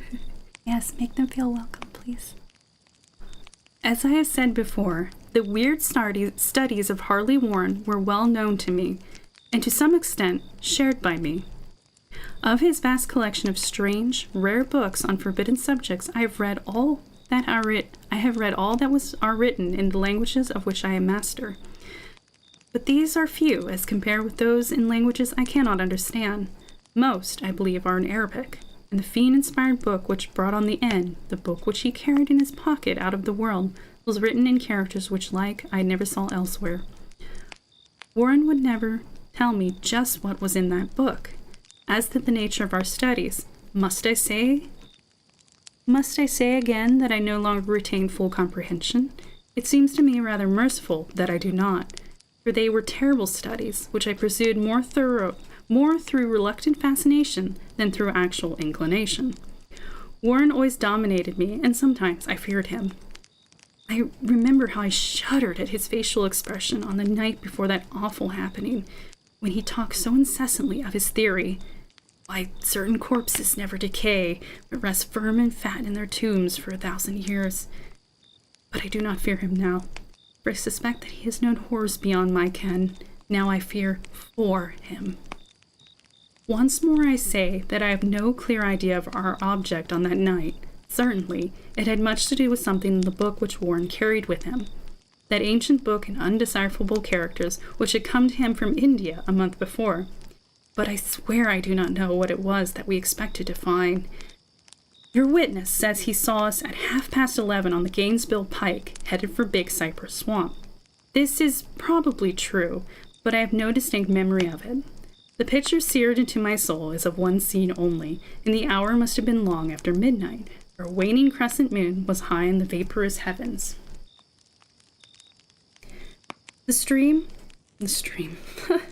The place was an ancient cemetery, so ancient that I trembled at the manifold signs of immemorial years.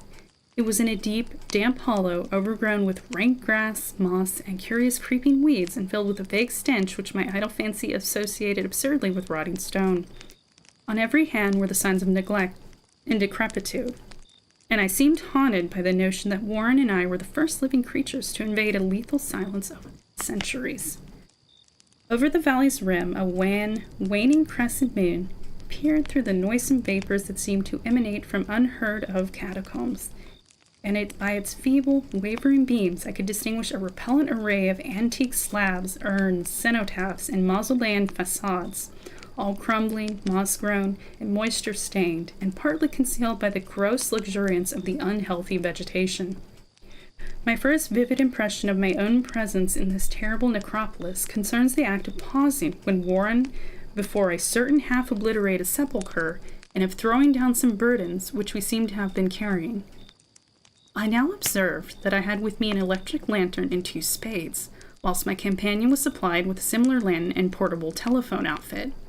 No word was uttered, for the spot and the task seemed known to us, and without delay we seized our spades and commenced to clear away the grass, weeds, and drifted earth from the flat, archaic mortuary. After encumbering the entire surface, which consisted of 3 immense granite slabs, we stepped back some distance to survey the charnel scene, and Warren appeared to make some mental calculations. Then he returned to the sepulchre, and using his spade as a lever, thought to pry up the slab lying nearest to a stony ruin which may have been a monument in its day. He did not succeed, and motioned to me to come to his assistance. Finally, our combined strength loosened the stone, which we raised and flipped to one side. The removal of the slab revealed a black aperture, from which rushed an effluence of miasmal gases so nauseous that we started back in horror. After an interval, however, we approached the pit again and found the exhalations less unbearable. Our lanterns disclosed the top of a flight of stone steps, dripping with some detestable ichor of the inner earth, and bordered by moist walls encrusted with nitra. And now, for the first time, my memory records verbal discourse. Warren addressing me at length in his mellow, tenor voice, a voice singularly unperturbed by our awesome surroundings.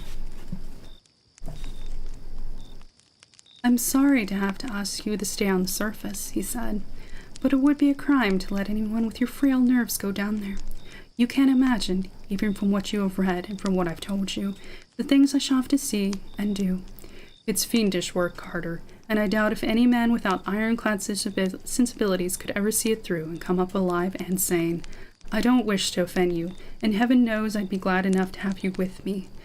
But the responsibility is in a certain sense mine, and I couldn't drag a bundle of nerves like you down to probable death or madness. I tell you, you can't imagine what the thing is really like, but I promise to keep you informed over the telephone of every move. You see, I've enough wire here to reach to the center of the earth and back."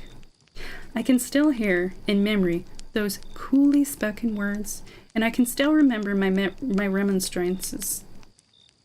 I seemed desperately anxious to accompany my friend into those sepulchral depths, yet he proved inflexibly obdurate. At one point he threatened to abandon the expedition if I remained insistent, a threat which proved effective, since he alone held the key to the thing. All this I can still remember, though I no longer know what manner of thing we sought. After he had secured my reluctant acquiescence to his design, Warren picked up the reel of wire and adjusted the instruments. At his nod, I took one of the latter and seated myself upon an aged, discolored gravestone close by the newly covered aperture. Then he shook my hand, shouldered the coil of wire, and disappeared within that indescribable ossuary. For a moment I kept sight of the glow of his lantern and heard the rustle of the wire as he laid it down after him, but the glow soon disappeared abruptly, as if a turn in the stone staircase had been encountered, and the sound died away almost as quickly. I was alone, yet bound to the unknown depths by those magic strands whose insulated surface lay green beneath the struggling beams of the waning crescent moon. In the lone silence of that hoary and deserted city of the dead, my mind conceived the most ghastly fantasies and illusions, and the grotesque shrines and monoliths seemed to assume a hideous personality, a half-sentience. Amorphous shadows seemed to lurk in the darker recesses of the weed-choked hollow, and to flit as in some blasphemous ceremonial procession past the portals of the moldering tombs in the hillside. Shadows which could not have been cast by that pallid, peering crescent moon. I constantly consulted my watch by the light of the electric lantern, and listened with feverish anxiety at the receiver of the telephone. But for more than a quarter of an hour, heard nothing. Then a faint clicking came from the instrument, and I called down to my friend in a tense voice. Apprehensive as I was nevertheless unprepared for the words which came up from that uncanny vault in accents more alarmed and quivering than any I had heard before from Harley Warren. He who had so calmly left me a little while previously now called from below in a shaky whisper more portentous than the loudest shriek. "God, if you could see what I am seeing!" I could not answer. Speechless, I could only wait. Then came the frenzied tones again. "Carter, it's terrible, monstrous, unbelievable." This time my voice did not fail me, and I poured into the transmitter a flood of excited questions. Terrified, I continued to repeat, "Warren? What is it? What is it?" Once more came the voice of my friend, still hoarse with fear, and now apparently tinged with despair. I can't tell you, Carter. It's too utterly beyond thought. I dare not tell you. No man could know it and live. Great God, I never dreamed of this." Stillness again, save for my now incoherent torrent of shuddering inquiry. Then the voice of Warren in a pitch of wilder consternation. "Carter, for the love of God, put back the slab and get out of this if you can. Quick! Leave everything else and make for the outside. It's your only chance. Do as I say and don't ask me to explain." I heard, yet was only able to repeat my frantic questions. Around me were the tombs and the darkness and the shadows, below me some peril beyond the radius of the human imagination. But my friend was in greater danger than I, and through my fear I felt a vague resentment that he should deem me capable of deserting him under such circumstances. More clicking. and after a pause, a piteous cry from Warren. "Beat it! For God's sake, put the slab back and beat it, Carter!" Something in the boyish slang of my evidently stricken companion unleashed my faculties. I formed and shouted a resolution. "Warren, brace up! I'm coming down!" But at this offer, the tone of my auditor changed to a scream of utter despair. I'm not actually going to scream at you guys. "Don't! You can't understand. It's too late. And my own fault. Put back the slab and run. There's nothing else you or anyone can do now." The tone changed again, this time acquiring a softer quality, as of hopeless resignation, yet it remained tense through anxiety for me. "Quick! Before it's too late!" I tried not to heed him, tried to break through the paralysis which held me, to fill my vow to rush down to his aid, but his next whisper found me still held inert in the chains of stark horror. "Carter, hurry! It's no use. You must go. Better one than two. The slab." Pause, more clicking than the faint voice of Warren. "Nearly over now. Don't make it harder. Cover up those damn steps and run for your life. Losing time. So long, Carter. I'll see you again." Here Warren's whisper swelled into a cry that gradually rose to a shriek fought with all the horror of the ages. "Curse these hellish things! Legions! My God! Beat it! Beat it! Beat it!" Beat it is kind of a colloquial American way to say, get out of here. Get gone. Get away from here. Run away. After that was silence. I know not how many interminable aeons I sat stupefied, whispering, muttering, calling, screaming into that telephone. Over and over again, through those aeons, or those eons, I whispered and muttered, called, shouted, and screamed, "Warren! Warren, answer me! Are you there?" And then there came to me the crowning horror of all. The unbelievable, unthinkable, almost unmentionable thing. I have said that eons seemed to elapse after Warren shrieked forth his last despairing warning, that only my own cries now broke the hideous silence. But after a while there was a further clicking in the receiver, and I strained my ears to listen. Again I called down, "Warren, are you there?" And in answer heard the thing which has brought this cloud over my mind. I do not try, gentlemen, to account for that thing, that voice, nor can I venture to describe it in detail, since the first words took away my consciousness and created a mental blank which reaches to the time of my awakening in the hospital. Shall I say that the voice was deep, hollow, gelatinous, remote, unearthly, inhuman, disembodied? What shall I say? It was the end of my experience, and is the end of my story. I heard it and knew no more. Heard it as I sat petrified in the unknown cemetery in the hollow, amidst the crumbling stones and the falling tombs, the rank vegetation, the miasmal vapors. Heard it well up from the innermost depths of that damnable open sepulchre, as I watched amorphous, necrophagist shadows dance beneath an accursed, waning moon. And this is what it said. "Oh, full. Warren is dead." Ta-da! Let me catch up with you guys. There you go. Man, I wish I had like a voice modifier to make it sound like I was actually like on a receiver thing. I don't know if covering my mouth would have sounded like that. It just sounded weird. You know, or covering the mic maybe. But I have very small hands and this mic is very big. Okay, let me go back here. Okay, Akiyama. Hello, Aria. Sad news tonight? Sad news tonight? Epondono, I hope you're doing okay, baby. But hello. Akiyama. I didn't want to interrupt thing. We talked about it during Kinder Steam yesterday. I've been liking most of the entire stream. Oh, that's awesome, Akiyama. If you're still here, that's lovely. Hello. Yes, I'm starting to vaguely remember. You have to excuse me. My memory is kind of not great at times. Your Grace voice is really loud. I believe I read it earlier, but thank you so much. Yes, welcome them in. You guys are so sweet. Hi, Epondono. Never mind. Continue. Oh, Epondono, sweetie. I hope you're doing okay. I'm here now, guys. Gotta leave, but I'll finish listening to VOD later. Have a great evening, everyone. Thank you, Akiyama. Thank you so much for your support, baby. Thank you for poking in. And when you listen to this later on, don't forget to like the video and subscribe to my channel if you like my stuff enough, and leave me comments. And you're welcome to leave comments on all the videos too. But it was lovely to see you here, baby. It was nice meeting you the other day.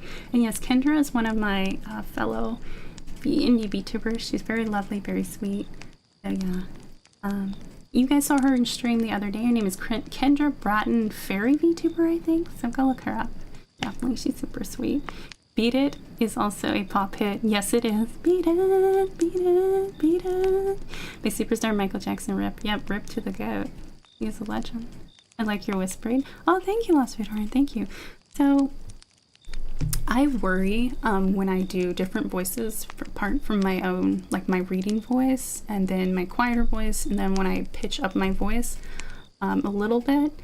So those are all my normal voices, but when I go into like different voices, especially more masculine voices, and also my whispering is another one, when I try to make it sound kind of spooky, I wonder if it just sounds weird, but I'm glad you guys like it. And I tried to do a male voice with his one, because it was, and I can give overviews after the stories if you guys want. This one was basically, because Lovecraft has this language where you can kind of get lost in his language, and like just how beautiful it is, and the writing and all the spooky stuff. It's just two guys who are like really good friends. But the one was kind of a little more overbearing, and the other one was kind of more like, okay, dude, you know, it's kind of that kind of friendship. But they were still friends, and they'd been friends for like 5 years. And I guess he was the older of the two, or the more calm and composed of the two. I can't remember his name. Let me see if I can grab the story here. But anyway, they went on this expedition, and he didn't even give all the pieces to his younger, like to his friend. Like, he was like, we're gonna go do this thing, and you're gonna come help me. And, you know, our narrator is just like, okay, man, okay, let's go do this. And he had like this, the guy who's more knowledgeable had this like book with this writing, like the narrator. So Randolph Carter was his name, because it's called The Statement of Randolph Carter. So, and his friend was Harley Warren. So I'll just call him Carter and Warren. So like, Carter was the one who survived, and he's the one telling us the story.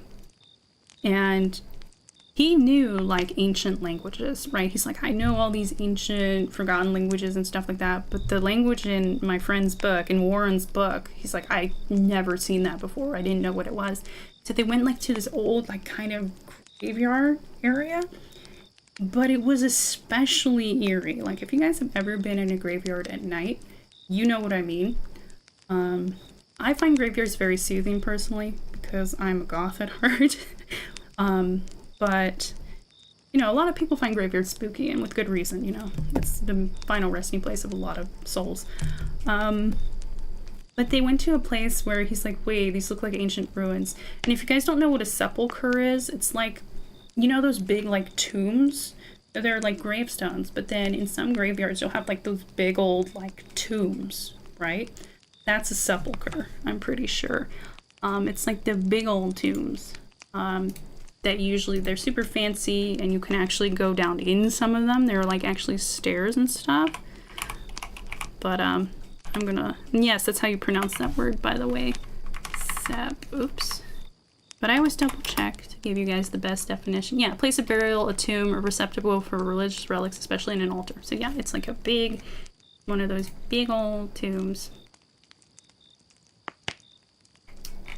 So it's mostly giving me the religious relics. Oops, Kelly typed it wrong. So it's an older word, I'm pretty sure. But yeah, it's a big old tomb. So yeah, it's a huge one. It's hard to get pictures that aren't religious buildings. Yeah, here you go. This is a sepulcher. It's like these little like tombs. You guys have probably seen these, you know, these guys. So let me delete this. So him and his friend go to this place, and they have like this, he calls it a telephone. I'm not sure what it's like it seems almost like an old-timey radio thing. Sounds super spooky. Yeah. So they go to like this old like graveyard area, and Carter's sitting up there on one end of the little receiver, and his friend has this long cord that, you know, connects back to the surface so he can find his way back. And he goes down in this like tomb, and Carter's waiting up there at the other end. For a while he doesn't hear anything from him. usually an older cemetery. Yeah, they're a much older cemetery sort of thing, bigger, older cemeteries. Probably see a lot of them in Europe, I imagine, but also over in North America as well, in other places, I think. But like, so Warren's down there, and eventually he radios up to him, so to speak, and they're like talking, and as Carter's sitting there, he sees like shadows like kind of dancing among the gravestones, but they seem a little bit more than shadows. They seem like they're alive, which they probably are. And later on, he even refers to them as being necrophagous or phagus, necrophagus, which if you have that PHA, it means to consume or to eat. So something that eats death, you know. He might have been being poetic, but hey, it's Lovecraft, so maybe it's literal as well, you know. These shadows that eat death, you know. And then his friend, who's like so cool and calm and composed, he finds what he's looking for. We don't know what it is. We're never told. It's never described because it's too horrible to comprehend, so our imaginations do the work. And his friend straight goes from cool and composed to like he's losing his absolute mind. And he's like, you gotta get out of here. Because they moved this big like stone slab to even get in there. And he's like, put it back, beat it. Which means like, get out of here. You know, run away, get lost, go, go, go. It's better that one of us, you know, survives than they get two of us. And then the thing gets Warren, and that it communicates with him, and he's like, you fool, he's dead. Oh, it's kind of one of those moments. So, yeah, it's like some classic kind of horror thing where two dudes go to do a spooky thing, or two people, it doesn't have to be dudes, but, you know, two people go to do a spooky thing, and then one of them goes in and it's like, you gotta stay back, other one, for whatever reason. You know, for this reason, he's like, no, I gotta go down there and me alone. This is my task. You gotta stay behind, mister. And Carter's like, okay, man, you know, whatever. And they actually fought about it. But, so, yeah, and then it gets the one guy, and the one guy's like, get out of here, save yourself, you know. And then the other guy gets away. He gets found and taken to a hospital or police station or whatever, you know how the stories go. And then he tells the story, and that's the story we're reading. And then sometimes the guy gets either eaten or possessed. So, yeah, it's one of those like classic little horror stories that I thought would be nice to read to you guys.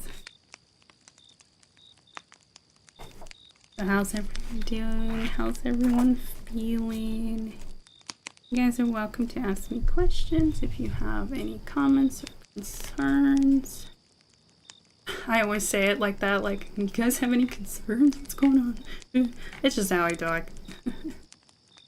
Which, by the way, another word, and I'll try to grab words that I think are interesting that you guys may or may not know. One of the words that came up in that story was ossuary, which means it's an interesting thing. It's like a something about bones. Let me see, I can't quite remember. It's like a tomb of bones? Or it's where they store bones? Ossuary.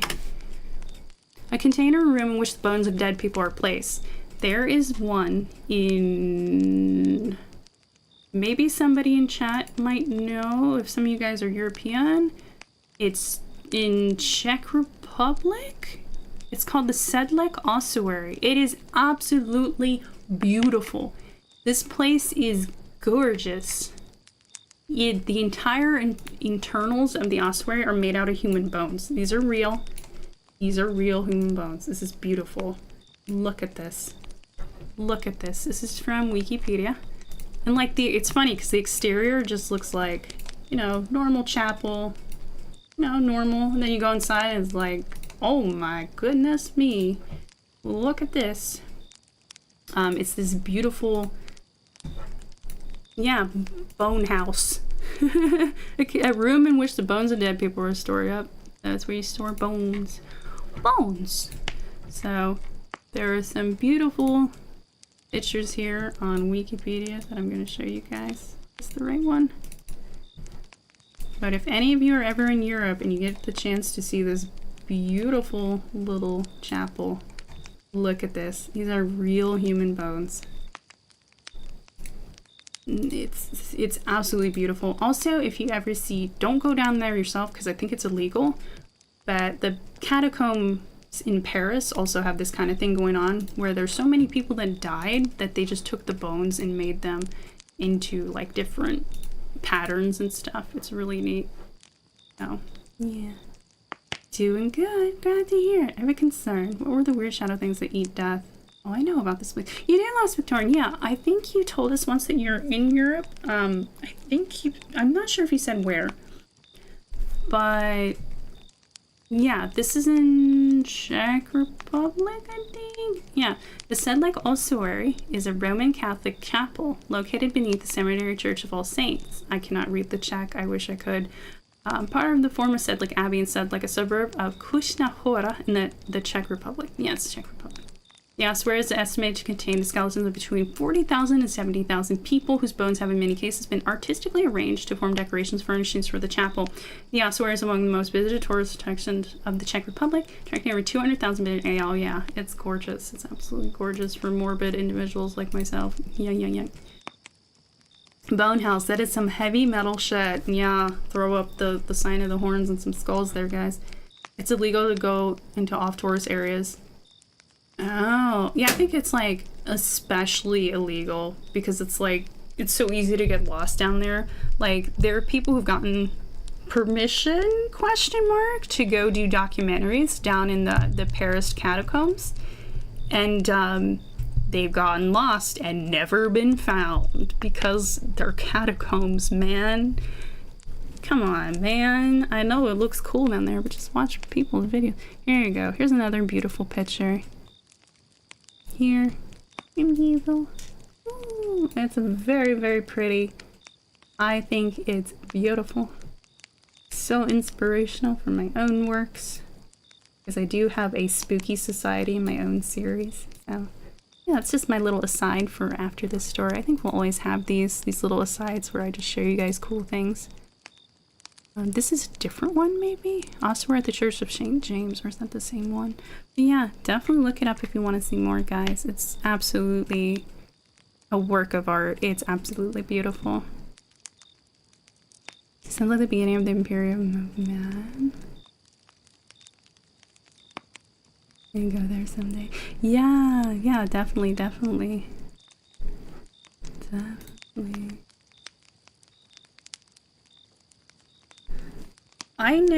I think that's, you're referencing 40k, right, Derek? I think, well, Warhammer in general, which I absolutely love Warhammer, guys. I might not look like someone who would, but I love me some Warhammer. I'm one of those individuals that mostly likes like the lore and the setting and stuff. I don't really play any of the tabletop stuff, or I think that's the main Warhammer thing was the tabletop, but there are also some games. I played or at least I watched another angel play one of the MMO, which was pretty good for a while there. Yep. Okay, so that was the statement. I need to take these markers. I put little markers in so I remembered the ones I wanted to read to you guys. Okay, so the next one, and feel free to ask me, bring up comments or questions if you want, guys, while I'm reading, and I'll read them after I finish the story. So the next one is way further along in the book, a little further along. And if you guys have read Lovecraft before and you have certain favorites that you want me to read someday, just let me know. And I'm sure we can read them. Also remember that this is archaic, older English, so the way he uses certain phrases might be things that are out of use. For example, I think in one of the stories we read, he uses he says for strange, he says queerer or whatever, because that's just the way they said that. But nowadays that word is either a slur, or if you're in the LGBT community, we've been reclaiming it.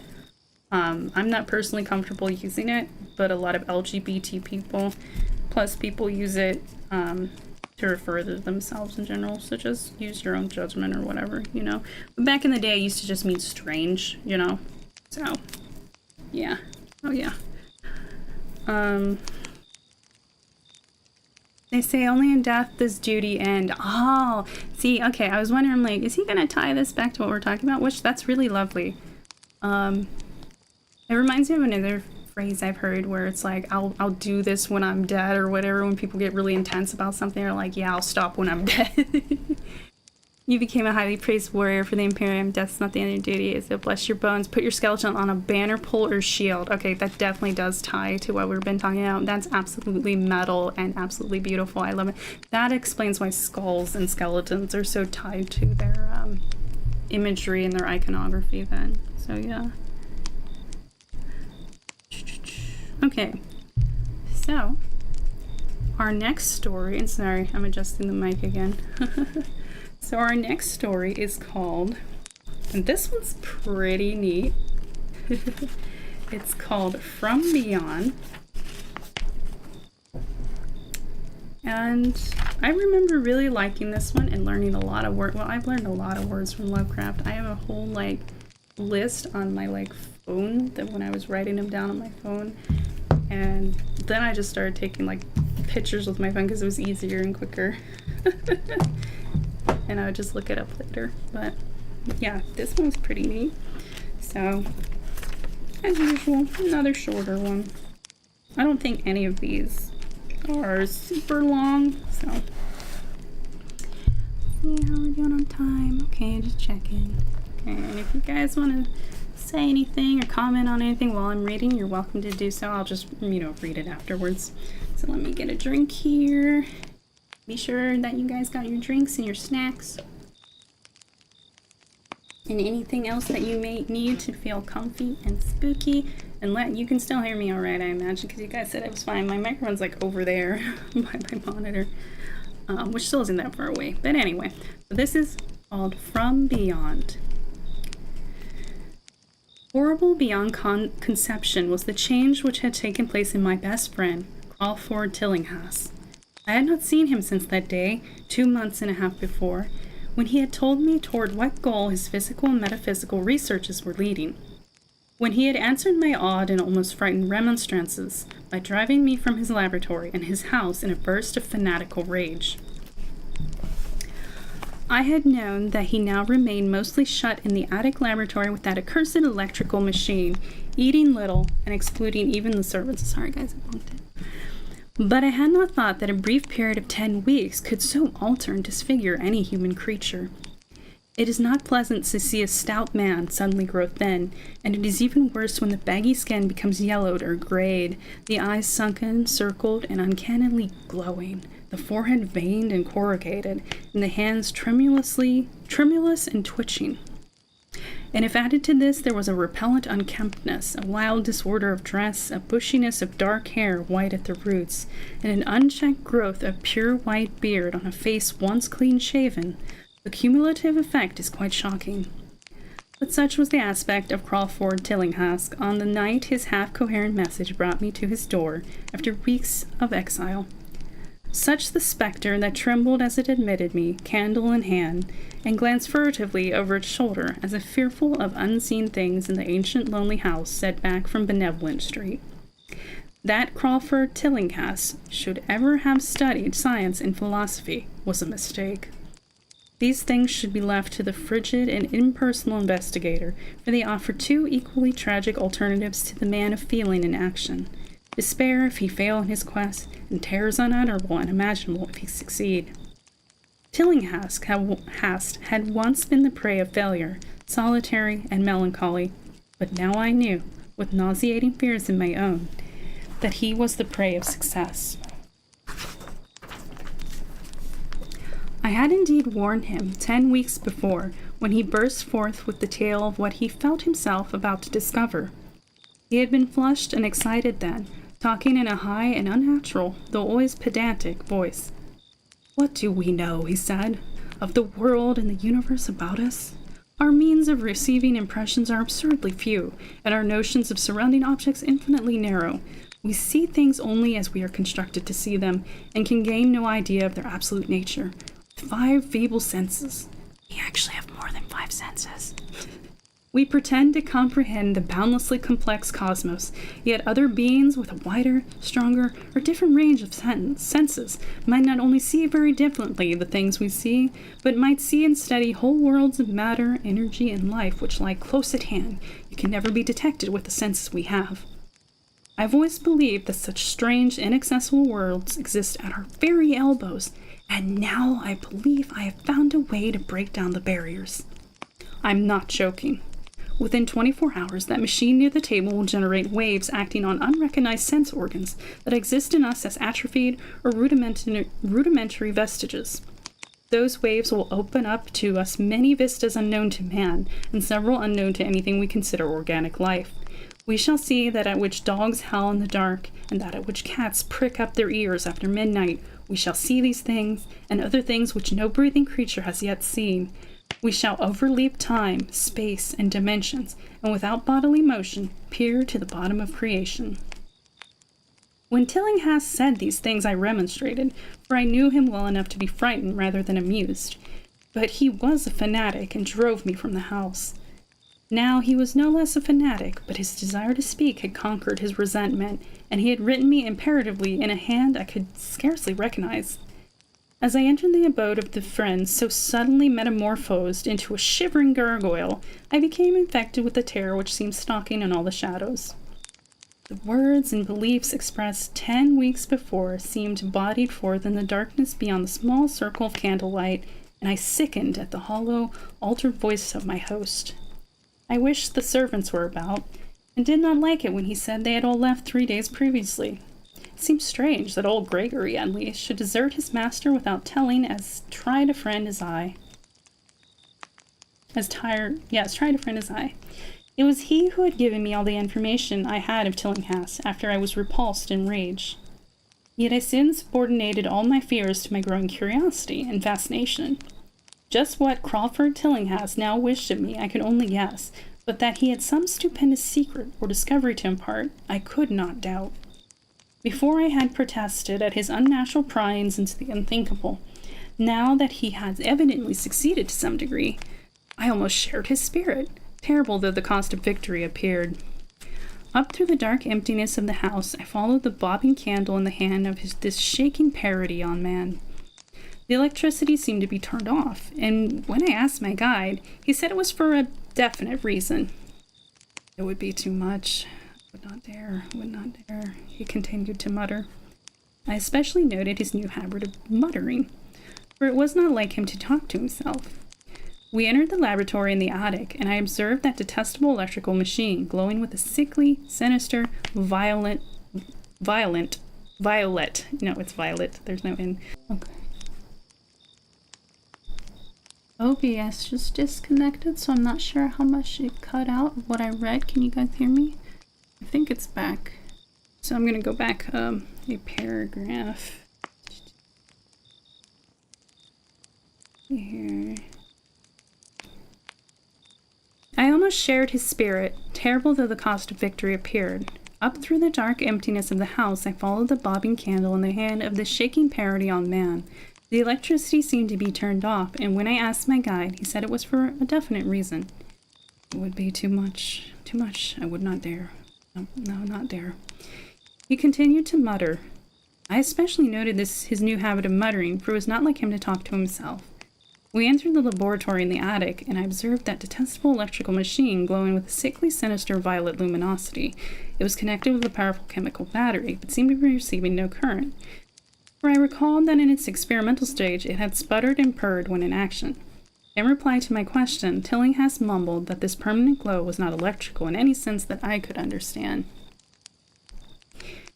He now seated me near the machine, so that it was on my right, and turned a switch somewhere below the crowning cluster of glass bulbs.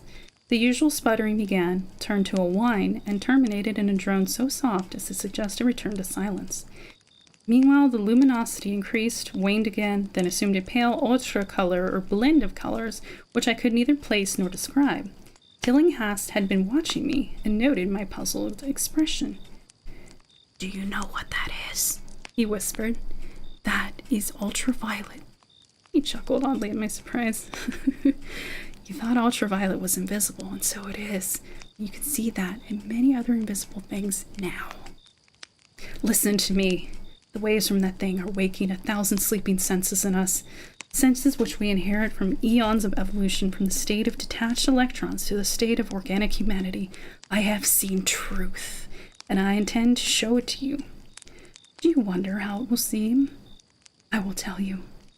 Here Tillinghast seated himself directly opposite me, blowing out his candle and staring hideously into my eyes. Your existing sense organs, ears first, I think, will pick up many of the impressions, for they are closely connected with the dormant organs.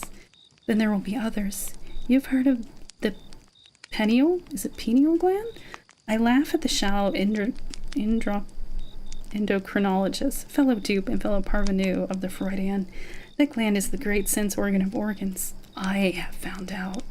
It is like sight in the end and transmits visual pictures to the brain. If you are normal, that is the way you ought to get most of it.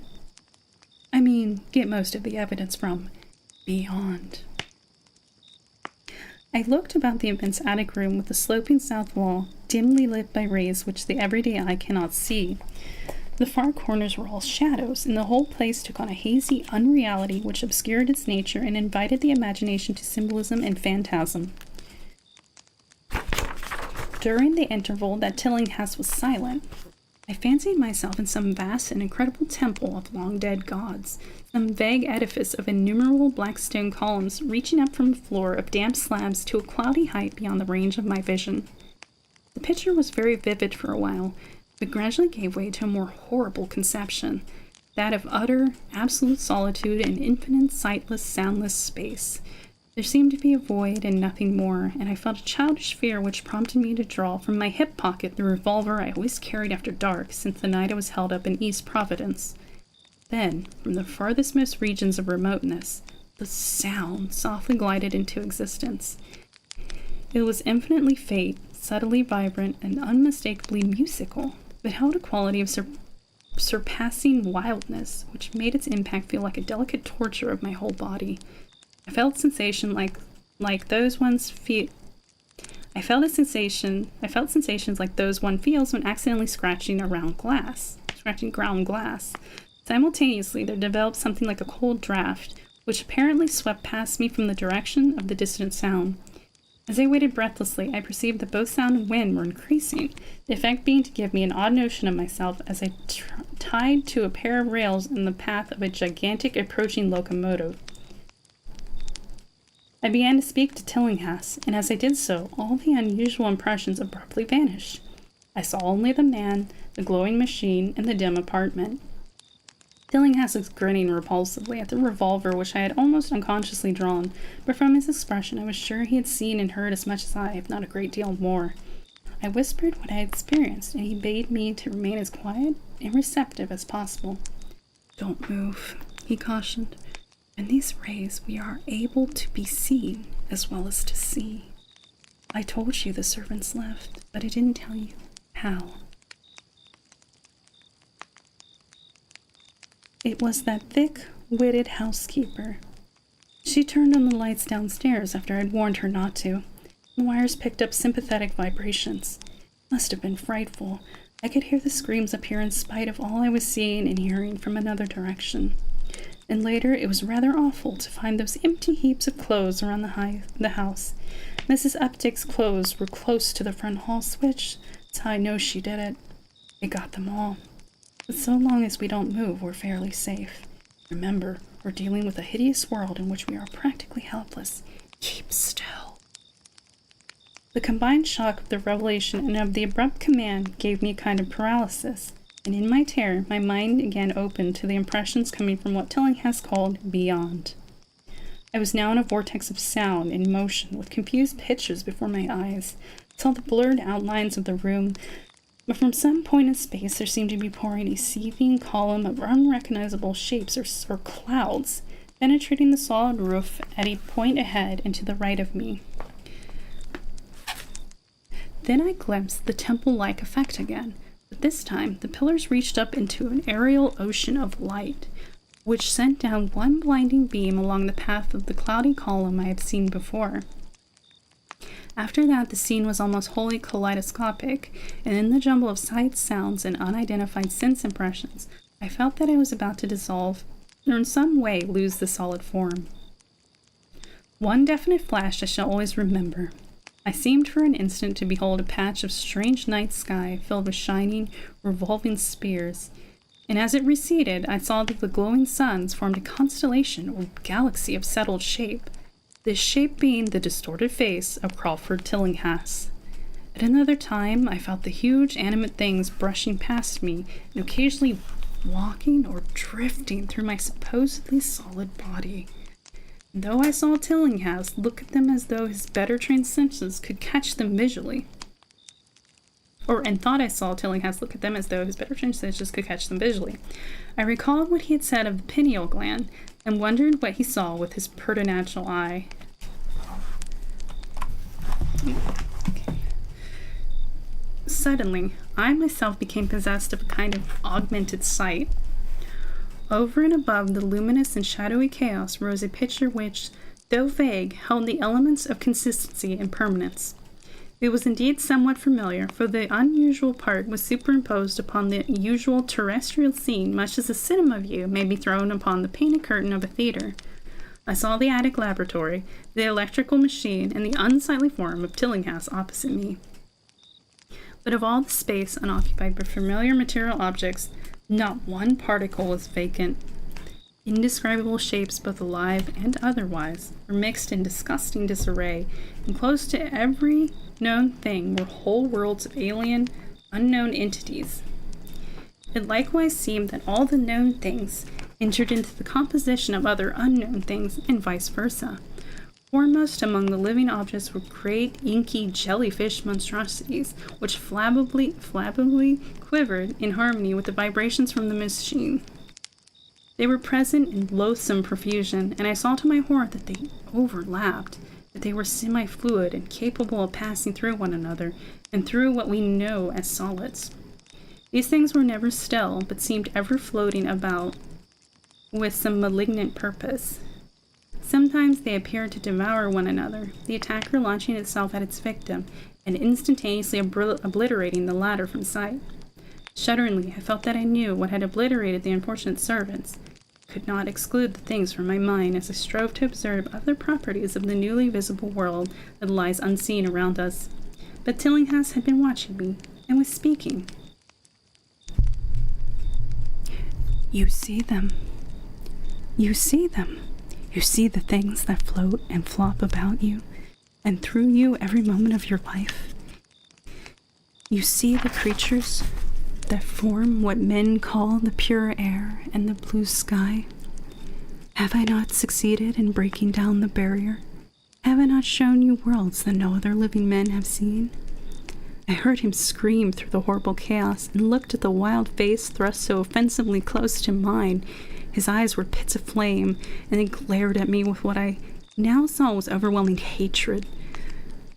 The machine droned detestably. "You think those floundering things wiped out the servants? Fool! They are harmless. The servants are gone, aren't they? You tried to stop me. You discouraged me when I needed every drop of encouragement I could get. You were afraid of the cosmic truth, you damned coward, but now I've got you. What swept up the servants? What made them scream so loud? Don't know, eh? You'll know soon enough. Look at me. Listen to what I say. Do you suppose there are really any such things as time and magnitude? Do you fancy there are such things as form or matter? I tell you, I have struck depths that your little brain can't picture. I have seen beyond the bounds of infinity and drawn down demons from the stars. I have harnessed the shadows that stride from world to world to sow death and madness. Space belongs to me, do you hear? Things are hunting me now, the things that devour and dissolve, but I know how to elude them. It is you they will get, as they got the servants. Stirring, dear sir. I told you it was dangerous to move. I have saved you so far by telling you to keep still, saved you to see more sights and to listen to me. If you had moved, they would have been at you long ago. Don't worry, they won't hurt you. They didn't hurt the servants. It was seeing that made the poor devils scream so. My pets are not pretty, for they come about places where aesthetic standards are very different.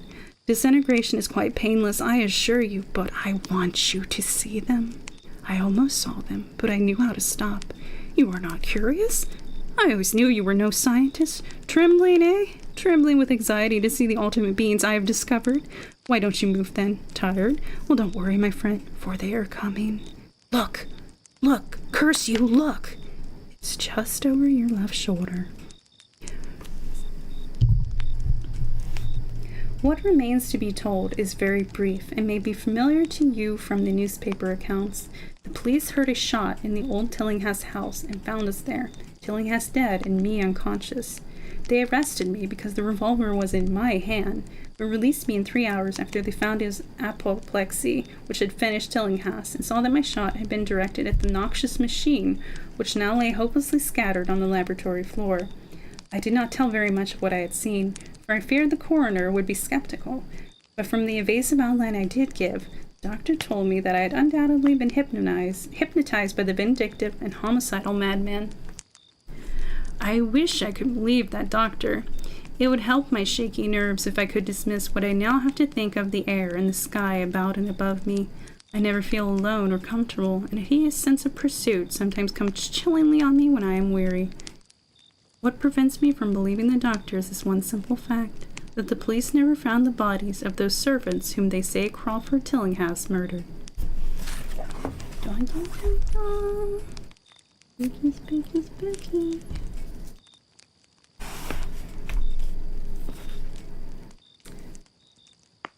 We found the spookiest boys. I feel like crying. I think I should get some rest. Good night. I'll get some rest there, Apple and Donut. I hope you feel soon, honey. Hope you feel better soon, honey. Whatever's troubling you, whatever's bothering you.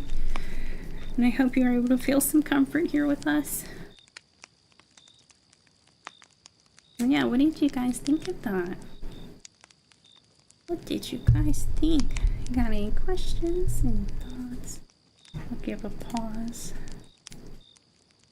Here. Clean up my desktop.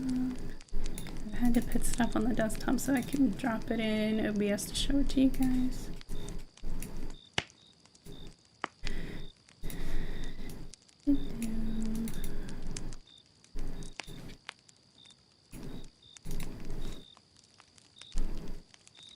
I'm gonna get, let's see, what's this? Put that in their cycle bin. Oh yeah, these are our little Doom boys. Funny little list I showed you guys. I'm gonna drink some lemonade. I have some lemonade here too.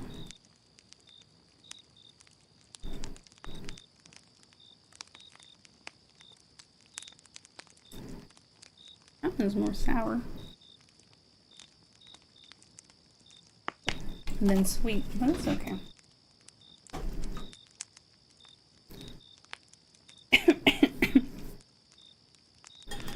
Got my leftover brekkie lunch here. How are we doing on time? Okay, pretty good. Let's see.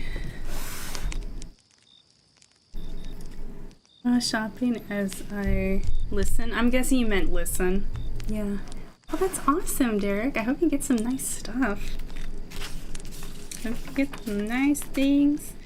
I love when you guys take me with you. Or you guys are doing stuff while listening to me. It's really flattering. You guys like listening to me that much. So, I marked a bunch of stories, but it's getting pretty warm in here.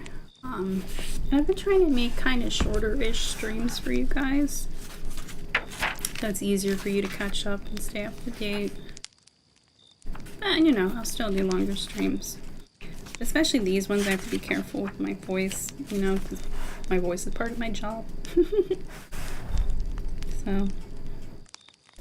So let's see. I'd say maybe we do 2 more. What do you guys think? I wish I could put a poll in chat, but it doesn't let me for some reason.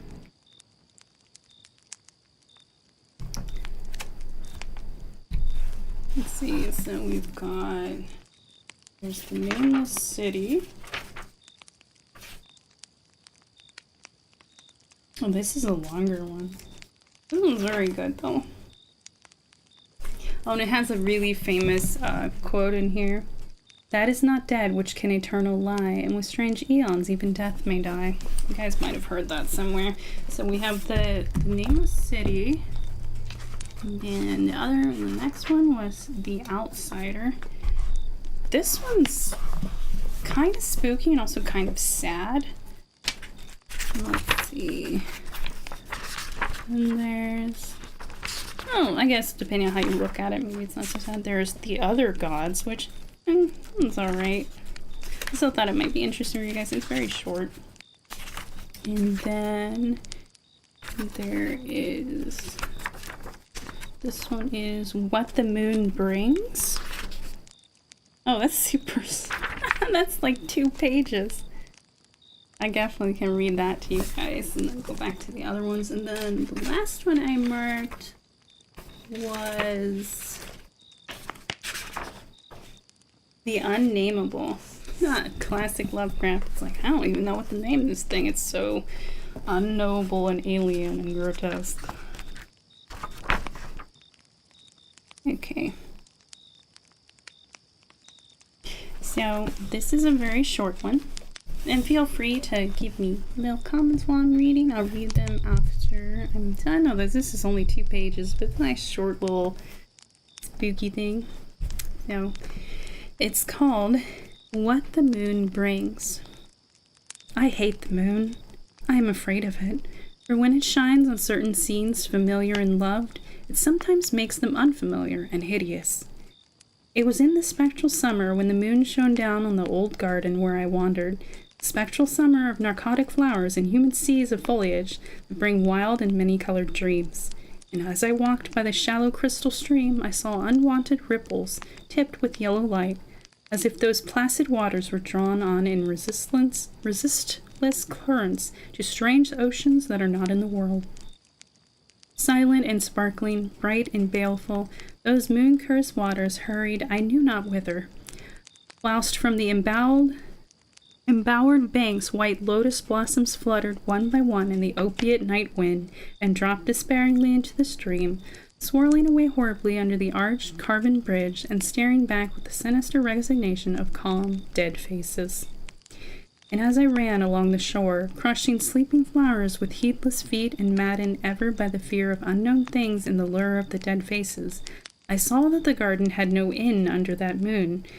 For where by day the walls were, there stretched now only new vistas of trees and paths, flowers and shrubs, stone idols and pagodas, and bendings of the yellow-litten stream, past grassy banks and under grotesque bridges of marble. And the lips of the dead lotus faces whispered sadly, and bade me follow, nor did I cease my steps till the stream became a river, and joined amidst marshes of swaying reeds and beaches of gleaming sand, the shore of a vast and nameless sea. Upon that sea the hateful moon shone, and over its unvocal waves weird perfumes brooded. And as I saw therein the lotus faces vanish, I longed for nets that I might capture them and learn from them the secrets which the moon had brought upon the night. When the moon went over the west, and the still tide ebbed from the sullen shore, I saw in that light old spires that the waves almost uncovered, and white columns gay with festoons of green seaweed. And knowing that to this sunken place all the dead had come, I trembled and did not wish again to speak with the lotus faces.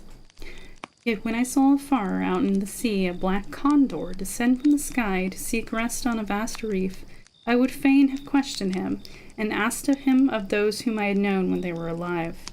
This I would have asked him, had he not been so far away, but he was very far, and could not be seen at all when he drew nigh the gigantic reef. So I watched the tide go out under that sinking moon, and saw gleaming the spires, the towers, and the roofs of that dead, dripping city.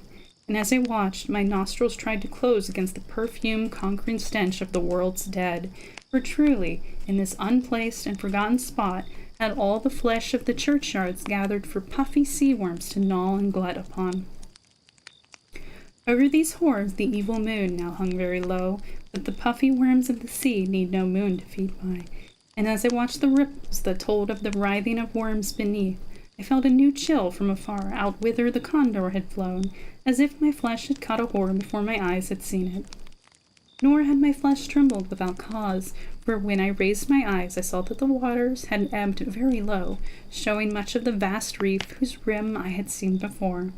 And when I saw that this reef was but the black basalt crown of a shocking icon, whose monstrous forehead now shone in the dim moonlight, and whose vile hooves must paw the hellish ooze miles below, I shrieked and shrieked lest the hidden face rise above the waters, and lest the hidden eyes look at me after the slinking away of that leering and treacherous yellow moon.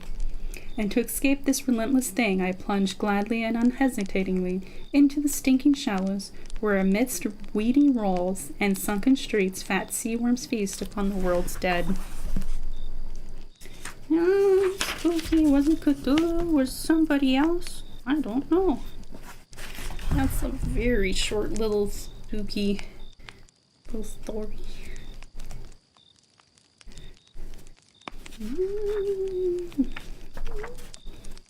Okay, so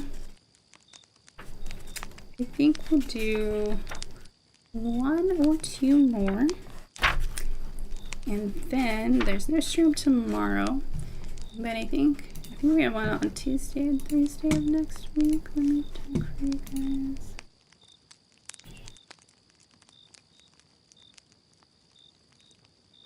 Yep, it's on Tuesday and Thursday. We have our retro games. But yeah, back to the spooks. So let's see. I will read. Let's see. There's the Unnameable. How long is this one? Feel free. Yeah, ask me questions or give me comments in between these if you'd like. As usual.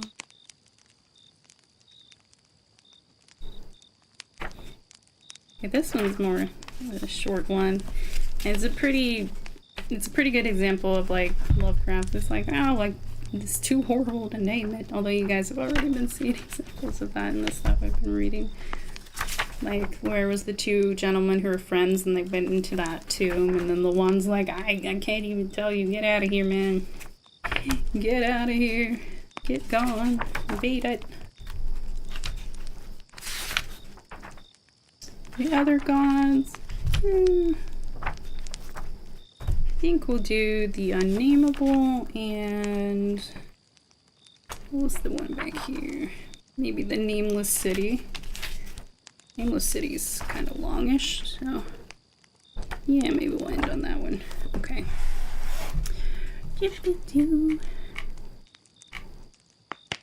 How's everyone doing? How's everyone feeling?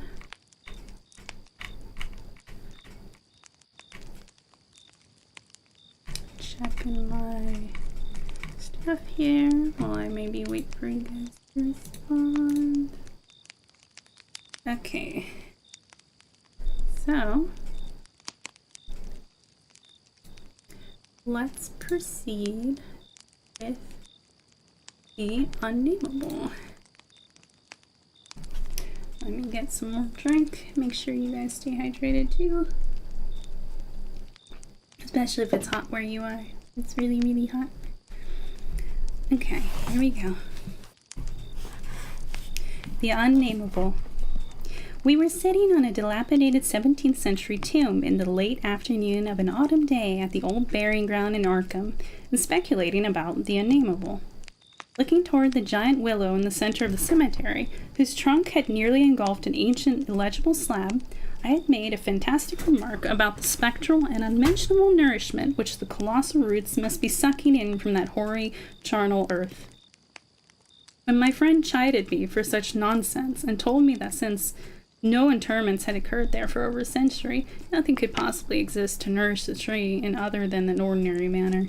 Besides, he added, my constant talk about unnameable and unmentionable things was a very puerile device, quite in keeping with my lowly standing as an author. I was too fond of ending my stories with sights or sounds which paralyzed my heroes' faculties and left them without courage, words, or association to tell what they had experienced.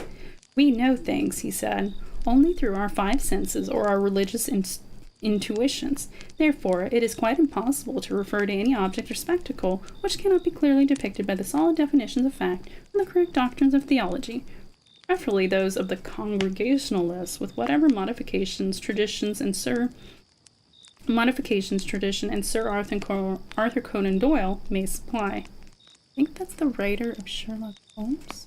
Correct me if I'm wrong. With this friend, Joel Manton, I had often languidly disputed. He was principal of the East High School, born and bred in Boston, and sharing New England's self-satisfied deafness to the delicate overtones of life. It was his view that only our normal, objective experiences possess any aesthetic significance, that it is the province of the artist not so much to rouse strong emotion by action, ecstasy, and astonishment, as to maintain a placid interest and appreciation by accurate, detailed transcripts of everyday affairs. Especially did he object to my preoccupation with the mythical and the unexplained. For although believing in the supernatural much more fully than I, he would not admit that it is sufficiently commonplace for literary treatment. That a mind can find its greatest pleasure in escapes from the daily treadmill and in original and dramatic recombination of images usually thrown by habit and fatigue into the hackneyed patterns of actual existence was something virtually incredible to his clear, practical, and logical intellect. With him, all things and feelings had fixed dimensions, properties, causes, and effects.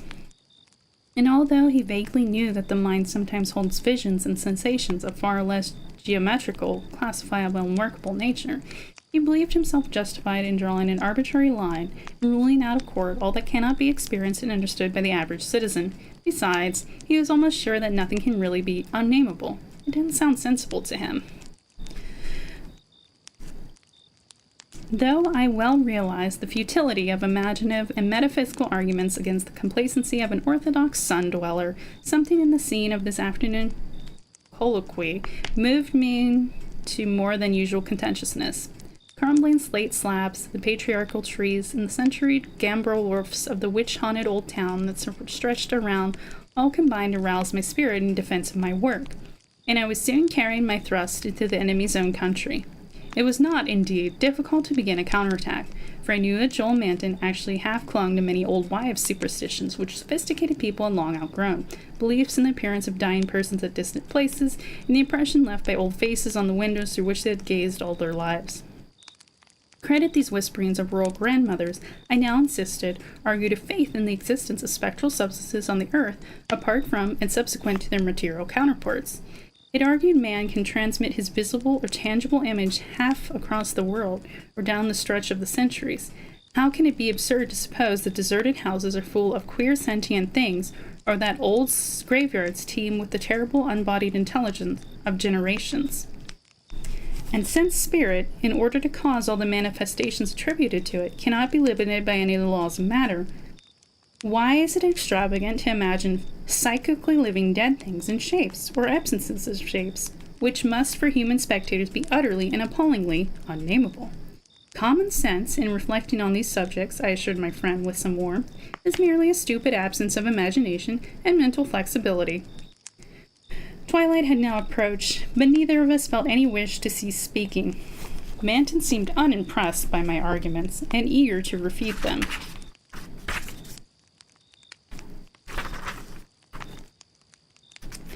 Having that confidence in his own opinions which had doubtless caused his success as a teacher, whilst I was too sure of my ground to fear defeat. The dusk fell, and lights faintly gleamed in some of the distant windows, but we did not move.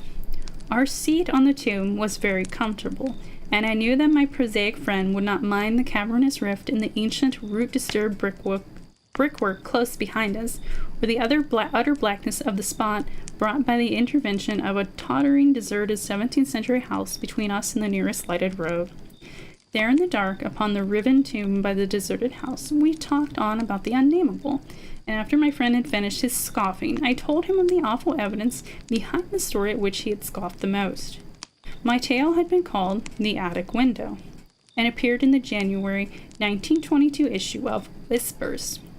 In a good many places, especially at the South and the Pacific coast, they took the magazines off the stands at the complaints of silly milksops, but New England didn't get the thrill and merely shrugged shoulders at my extravagance. The thing, it was averred, was biologically impossible to start with, merely another of those crazy country mutterings which Cotton Mather had been gullible enough to dump into his chaotic Magnolia Christi Americana. I have no idea what this is. And so poorly authenticated that even he had not ventured to name the locality where the horror occurred. And as to the way I amplified the bare jotting of the old mystic, that was quite impossible, and characteristic of a flighty and notional scribbler. Mather had indeed told of the thing as being born, but nobody but a cheap sensationalist would think of having it grow up, look into people's houses at night, and be hidden in the attic of a house, in flesh and in spirit, though someone saw it at the window centuries later and couldn't describe what it was that turned his hair gray. All this was flagrant trashiness, and my friend Manton was not slow to insist on that fact. Then I told him what I had found in an old diary kept between 1706 and 1723, unearthed among family papers not a mile from where we were sitting. That, and the certain reality of the scars on my ancestor's chest and back what the diary described. I told him, too, of the fairs of other in that region, and how they were whispered down for generations, and how no mythical madness came to the boy who in 1793 entered an abandoned house to examine certain traces suspected to be there. It had been an Eldridge thing. No wonder sensitive students shudder at the Puritan age in Massachusetts. So little is known of what went on beneath the surface, so little, yet such a ghastly festering as it bubbles up putrescently in occasional ghoulish glimpses. The witchcraft terror is a horrible ray of light on what was stewing in men's crushed brains, but even that is a trifle. There was no beauty, no freedom. We can see that from the architectural and household remains, and the poisonous sermons of the cramped divines. And inside that rusted iron straitjacket lurked gibbering hideousness, perversion, and diabolism. Diabolism? Here truly was the apotheosis of the unnameable. See, I can get a word like apotheosis, but diabolism.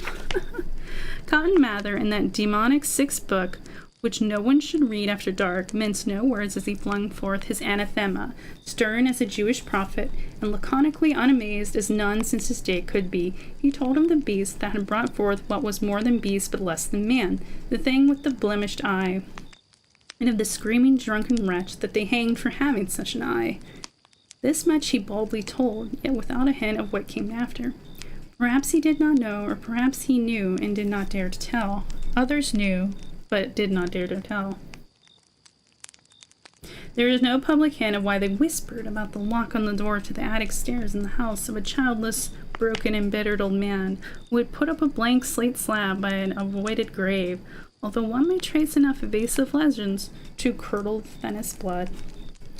It is all in the ancestral diary I found, all the hushed innuendos and furtive tales of things with a blemished eye, seen at windows in the night or in deserted meadows near the woods. Something had caught my ancestor on a dark valley road, leaving him with marks of horns on his chest and of ape-like claws on his back. And when they looked for prints in the trampled dust, they found the mixed marks of split hooves and vaguely anthropoid paws. Once a post writer said he saw an old man chasing and calling to a frightful, loping, nameless thing on Meadow Hill in the thinly moonlit hours before dawn, and many believed him.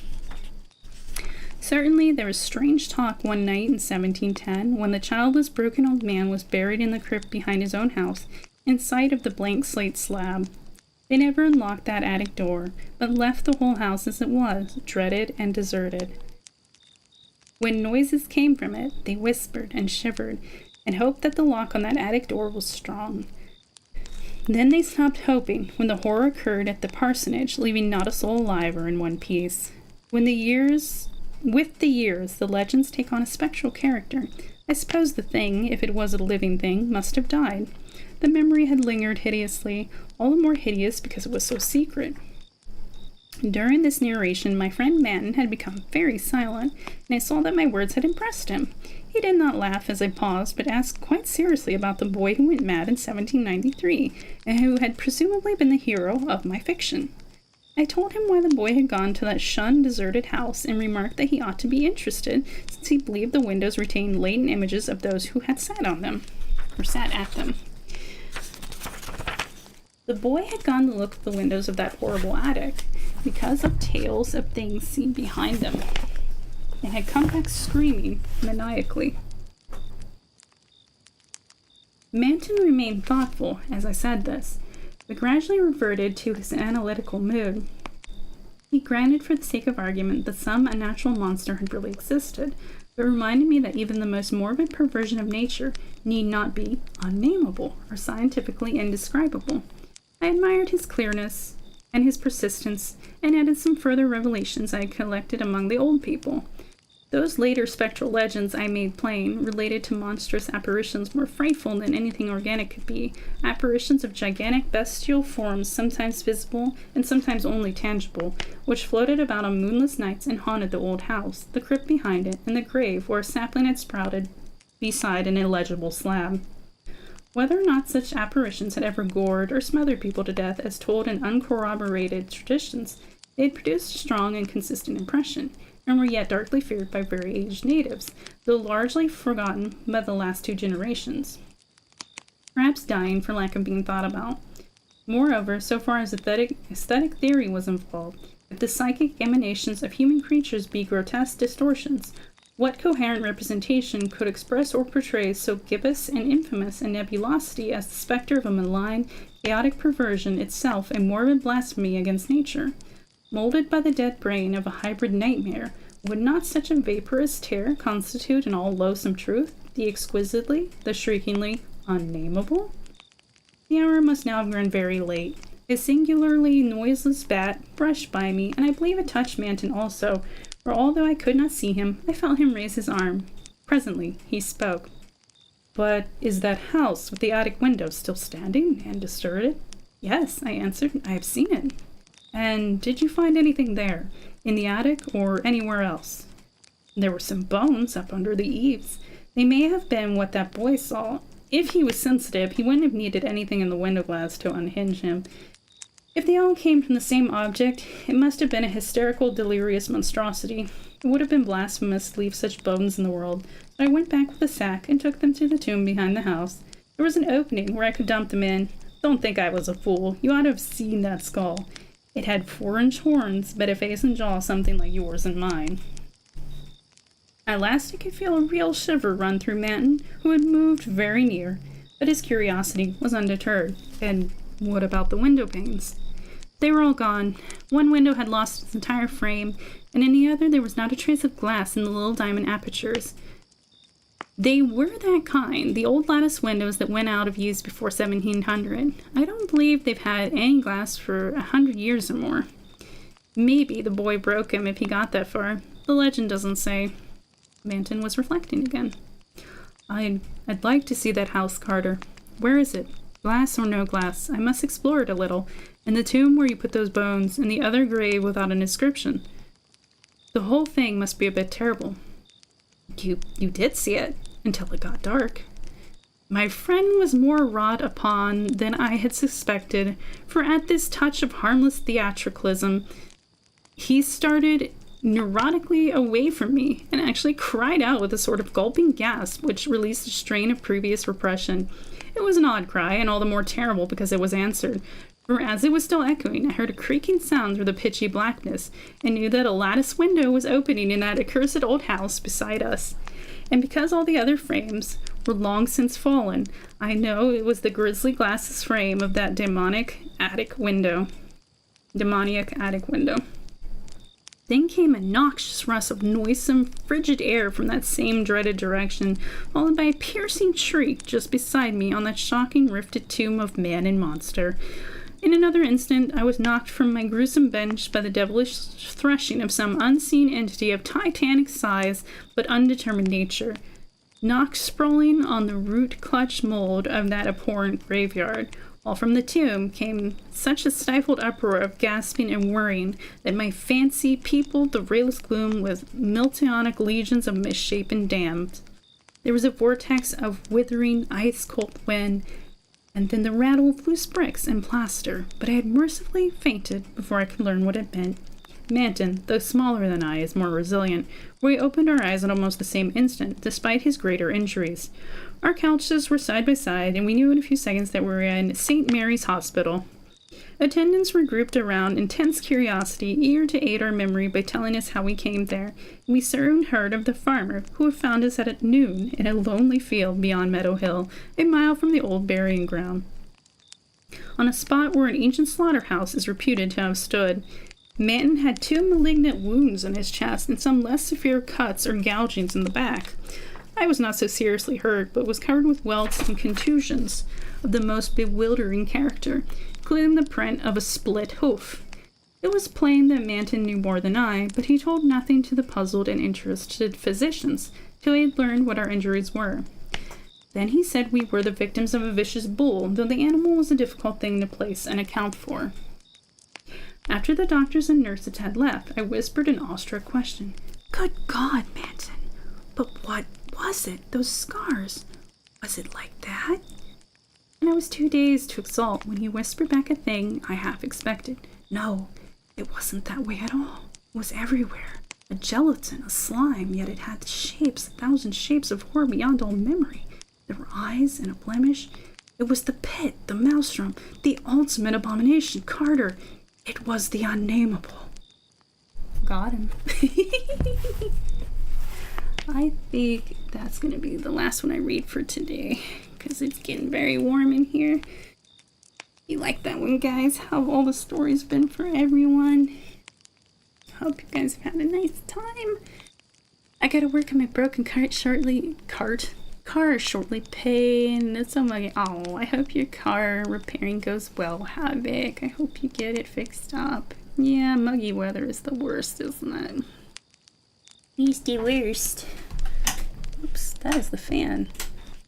Now I can turn the lights back off, because I had to see the book to read it to you guys, because I read in low light and you're not supposed to do that. At least I don't think so. How's everybody doing? You enjoy the stories? I'm gonna finish my water here. Sorry for any mic movements. You had fun? I'm glad to hear it. I'm glad pizza. I'm glad.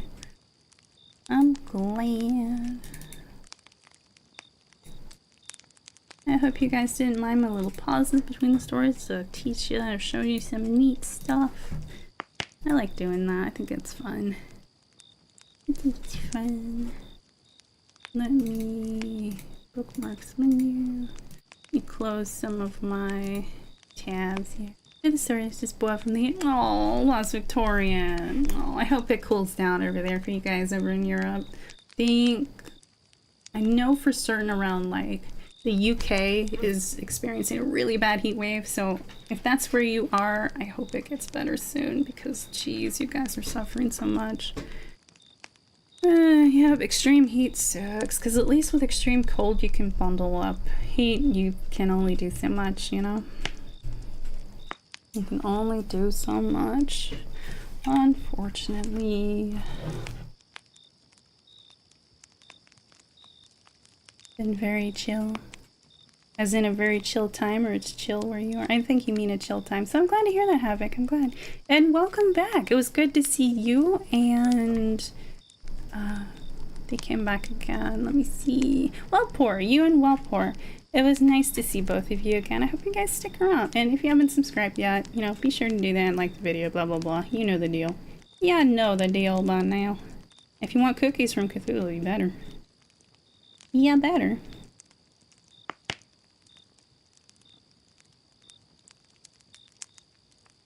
Or you just want me to, you know, be happy. Whatever. I'm not trying to guilt you guys. You don't have to.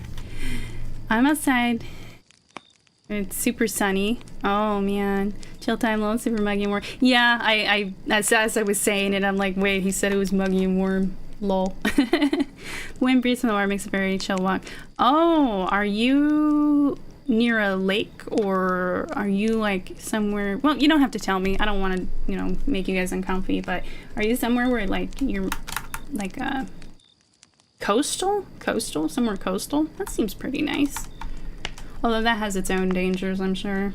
You know. Yeah, so now we can just chat for a little bit. I can chat with you guys before we go for today. So we can just have our little free chat time. And put up a little, I don't know if I want to call it a disclaimer. Oh, it's so big. Time for a chill hangout. Put it above my head. That works. But yeah, so you guys are free. Like, we can talk about the stories I read. You guys can talk about your days. You can talk to each other. It's fine. We can hang out a little bit. Hopefully where it's warm. I think for Lost Victorian and Havoc, you guys can get some distraction from the heat for a little bit. Yeah, for those of you who are new, be sure to check out my other streams when you get the chance, but you know, no pressure. Just know there's a bunch of content for you to enjoy, but don't feel obligated to catch up. It's only if you want to, as usual. As usual.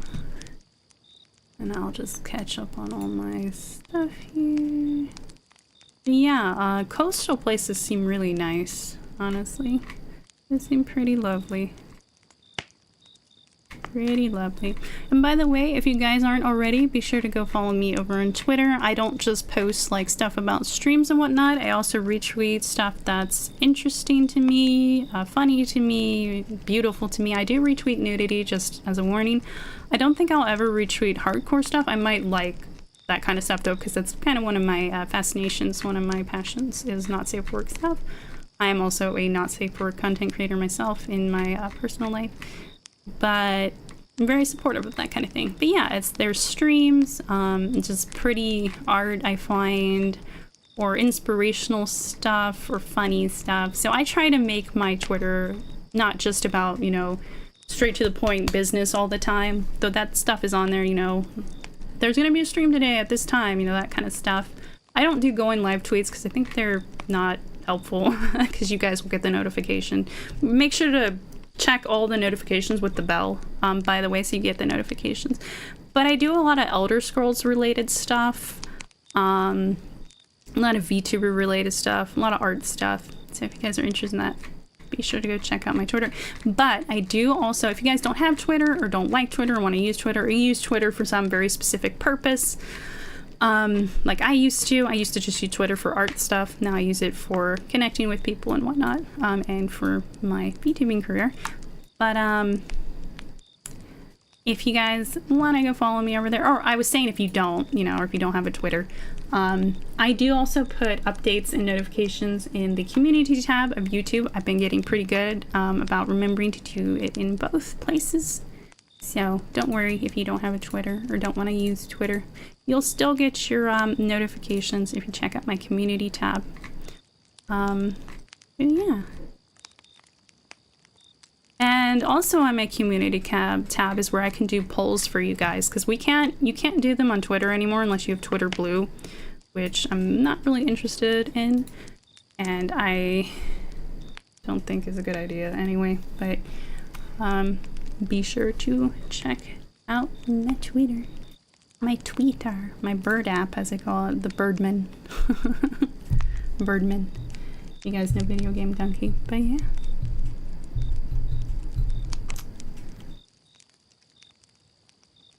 Do you have Discord yet? I will get a Discord. I have personal Discords, and I do have my streamer Discord as well, like account. But I can't get a Discord server until I have mods, which I don't have any dedicated mods, so I feel it's pretty irresponsible of me to set up a server and not be around that much, or have mods that are around to keep an eye on you guys. So yeah. I think once I get some, like another mod or two, we could do a Discord server. For sure, so you guys can hang out, and I can make channels for you guys and stuff, where you can talk about various stuff related to me or just in general. We'll have like a general chat. So my idea for it is we'll have like a general chat section, and then of course we'll have the section for all my stream stuff, like here's notifications of when I go live. I need to figure out how to set those up and whatnot. And here's, you know, my schedule, and here's, you know, so on and so forth, when I get all my art stuff set up. And then I'll have channels for like game related stuff, because video games are the main focus of my channel. It's stuff for just horror and spooky stuff, and probably a channel for not safe for work stuff, so you guys can share art you find or writing or whatever, you know, that kind of thing. Oh yeah, and something I rarely bring up in my stream are my tags. I do have tags if you guys would like to use them. I mean, we're a smaller community right now, so I imagine I'm the only one using them right now. But like, they're down in my description below if you want to check them out. They're for on Twitter, so if you don't use Twitter, don't worry about it. I only use 3 right now. I might bump it up to 4. But I have my general tag where you can just put general stuff about me in there, general art about me. You know, if that's, you want to do art, put it there. I might make a new art tag though. I had one, but I was like, oh, our community is so small, I'm not going to have all these tags. And then I have the not safe for work tag where you can put art, you know, whether nudity or more than that. And not just art, like stories or just headcanon theories or, you know, that kind of thing. Just put it, if it's, you know, not safe for work, use your judgment and put it in that. And then there, I have a tag for you guys. Like if you guys want personas that look how you guys look in my Entourage, and then my Oshi Marks, which is a very VTuber-y thing. But let me show you. Let me put them in chat for you guys. So this is for on Twitter. Whoops, I meant to separate those. But yeah, my general tag is Khione Aria. It's just my name. Let me redo that. Doesn't look that great. So let me see here. So I'll just do them one at a time. So there's my general tag. And there's my not safe for work tag. And once again, this is for on Twitter. If you don't have Twitter, don't worry about it. My fan tag. And then my Oshi Marks. Which, if you guys don't know what Oshi Marks is, it's like a VTuber thing. It's like stuff to kind of like symbolize us. And if you guys want, you can put them in your names and be like, hey, this is my favorite VTuber. Because that's what an Oshi is. It's like your favorite VTuber. So, yeah. But, and there you go. And there's not supposed to be a star in that Khione Aria. It's just my name. So I accidentally grabbed this star from the other one, but yeah, you guys get it, I think. But they're, you know, they're down in my comments below. I've got my social there. It's just Twitter and YouTube for now, and you guys are already on YouTube. So my hashtags, my little introduction. It's a newer thing I added and went back and retroactively added it to my old one. What are 173's Oshi Marks? Man, that's a good question. Maybe like a little pile of poo and like a bone breaking or something. Or like a pile of poo and some blood and a little bone snapping. I don't know. Maybe something like that. Then my rules. You guys should already be knowing those. And if you don't, go review them. Even if some of them are basic stuff, I just want you guys to make sure you know them. But you know, it's pretty basic. Like, don't be a dick. Don't talk about controversial stuff, you know, etc., etc. You guys know the deal. But please, still go read them. And go check out my lore video if you're new here. I have a lore video on my channel. And I have... what else do we got here? So I do recorded content. I do streams as well. And I've been starting to do clips. So, yeah. Of streams for those of you guys who can't really catch streams. I do a series called Tea Time where I update you guys on things, and I'll probably use it to also just talk about myself in general, teach you guys a lot of stuff about myself. And you know, I play a lot of horror games, I play a lot of Doom, I play Elder Scrolls, Stardew Valley, I really like Hades, I really like the old Tomb Raiders. And yeah, if you guys have any questions about like my interests, stuff about me, stuff about my channel, my lore, my plans for the future, just be sure to let me know. You can ask me in the chat anytime. If you have questions about my rules and, you know, that kind of thing, you're also free to ask me about that anytime.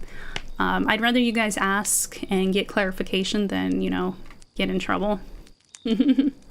So if you're not sure about something, please always ask. Don't be scared of looking silly. You're not silly. It's better that you ask and know than to never know, you know? It's better to look a fool for a moment than a fool for the rest of your life, or however the saying goes, you know? Something like that. But, yeah. I hope you guys enjoyed all the spooky Lovecraft stories today. and our little chats in between. And I hope you guys do well and everything. Tomorrow, no stream, but we'll be back on Tuesday and Thursday for our first retro streams. I'm going to be using an emulator, which, yes, is, by the way, okay by YouTube's rules and everything. It's okay. And I have bought the games in the past, so no worries, guys. I have given due compensation to the relevant parties. Have fun. See everyone later. Well, I'm hanging around the chat with you guys if you want. If you guys have anything you want to talk about.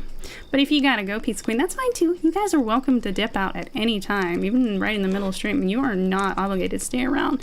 But I love seeing you guys. I love talking to you guys in chat. But you know, you don't have to. If you're shy, you're busy, you just want to put on the stream, just listen to me. That's fine too. It's just nice, but you don't have to. You don't have to. And I'm super nice, and everybody in chat is super nice, so yeah. Don't be shy, don't be scared. But it's okay to be shy and scared. I'm a big angel baby. After all, I'm huge. Like, I'm as big as buildings sometimes, but I can change my size. I can be the size of, like, a normal human. Or I can be the size of a tiny little fairy. I can change it, so you guys can imagine me at whatever height you want.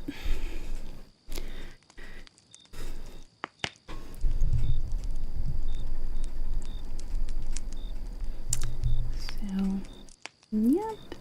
You can just hang out if you guys want to talk about something or ask me something. But if not, I will head out. You guys are nice and comfy and feeling a little sleepy maybe. I just want to head off. That's fine too. It's fine too. And I don't think I do my outro for these, so I don't disturb you guys because these are supposed to be like comfy, quiet streams. And my outro is, no, I did do my outro.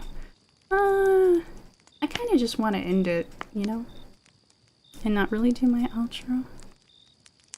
Because it's this nice musicless. Oh, sorry, I opened one of my other streams. Me laughing like a goob. But, yeah, I'll just leave this ambience. So go out on this ambience, guys.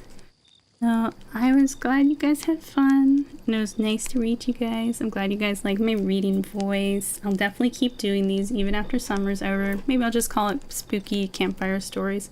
Maybe I'll just, change all the names of the streams, because I can do that. Like, I can just go back and call them Spooky Campfire Stories, you know. That, yeah, we can keep doing this maybe every Sunday. I can keep that up. So, yeah. That's everything out of me for today. I will see you guys on Tuesday for our first foray into some indie games via emulators for the Nintendo 64. So I'll work on getting that set up today and tomorrow. And you guys will have to wait and see what I play. I wonder what it's going to be. And if you guys like it and it goes well, we can continue. Because there's a lot of indie games I do absolutely love from the Nintendo 64, from the GameCube, from the PlayStation 1 and 2, and the PC that I would love to show you guys and share with you guys. And it will be a great time because I will just be gushing and freaking out over how beautiful these games are and how cute they are. And so feel free to show me, drop me suggestions either down in the comments on YouTube or on Twitter if you want.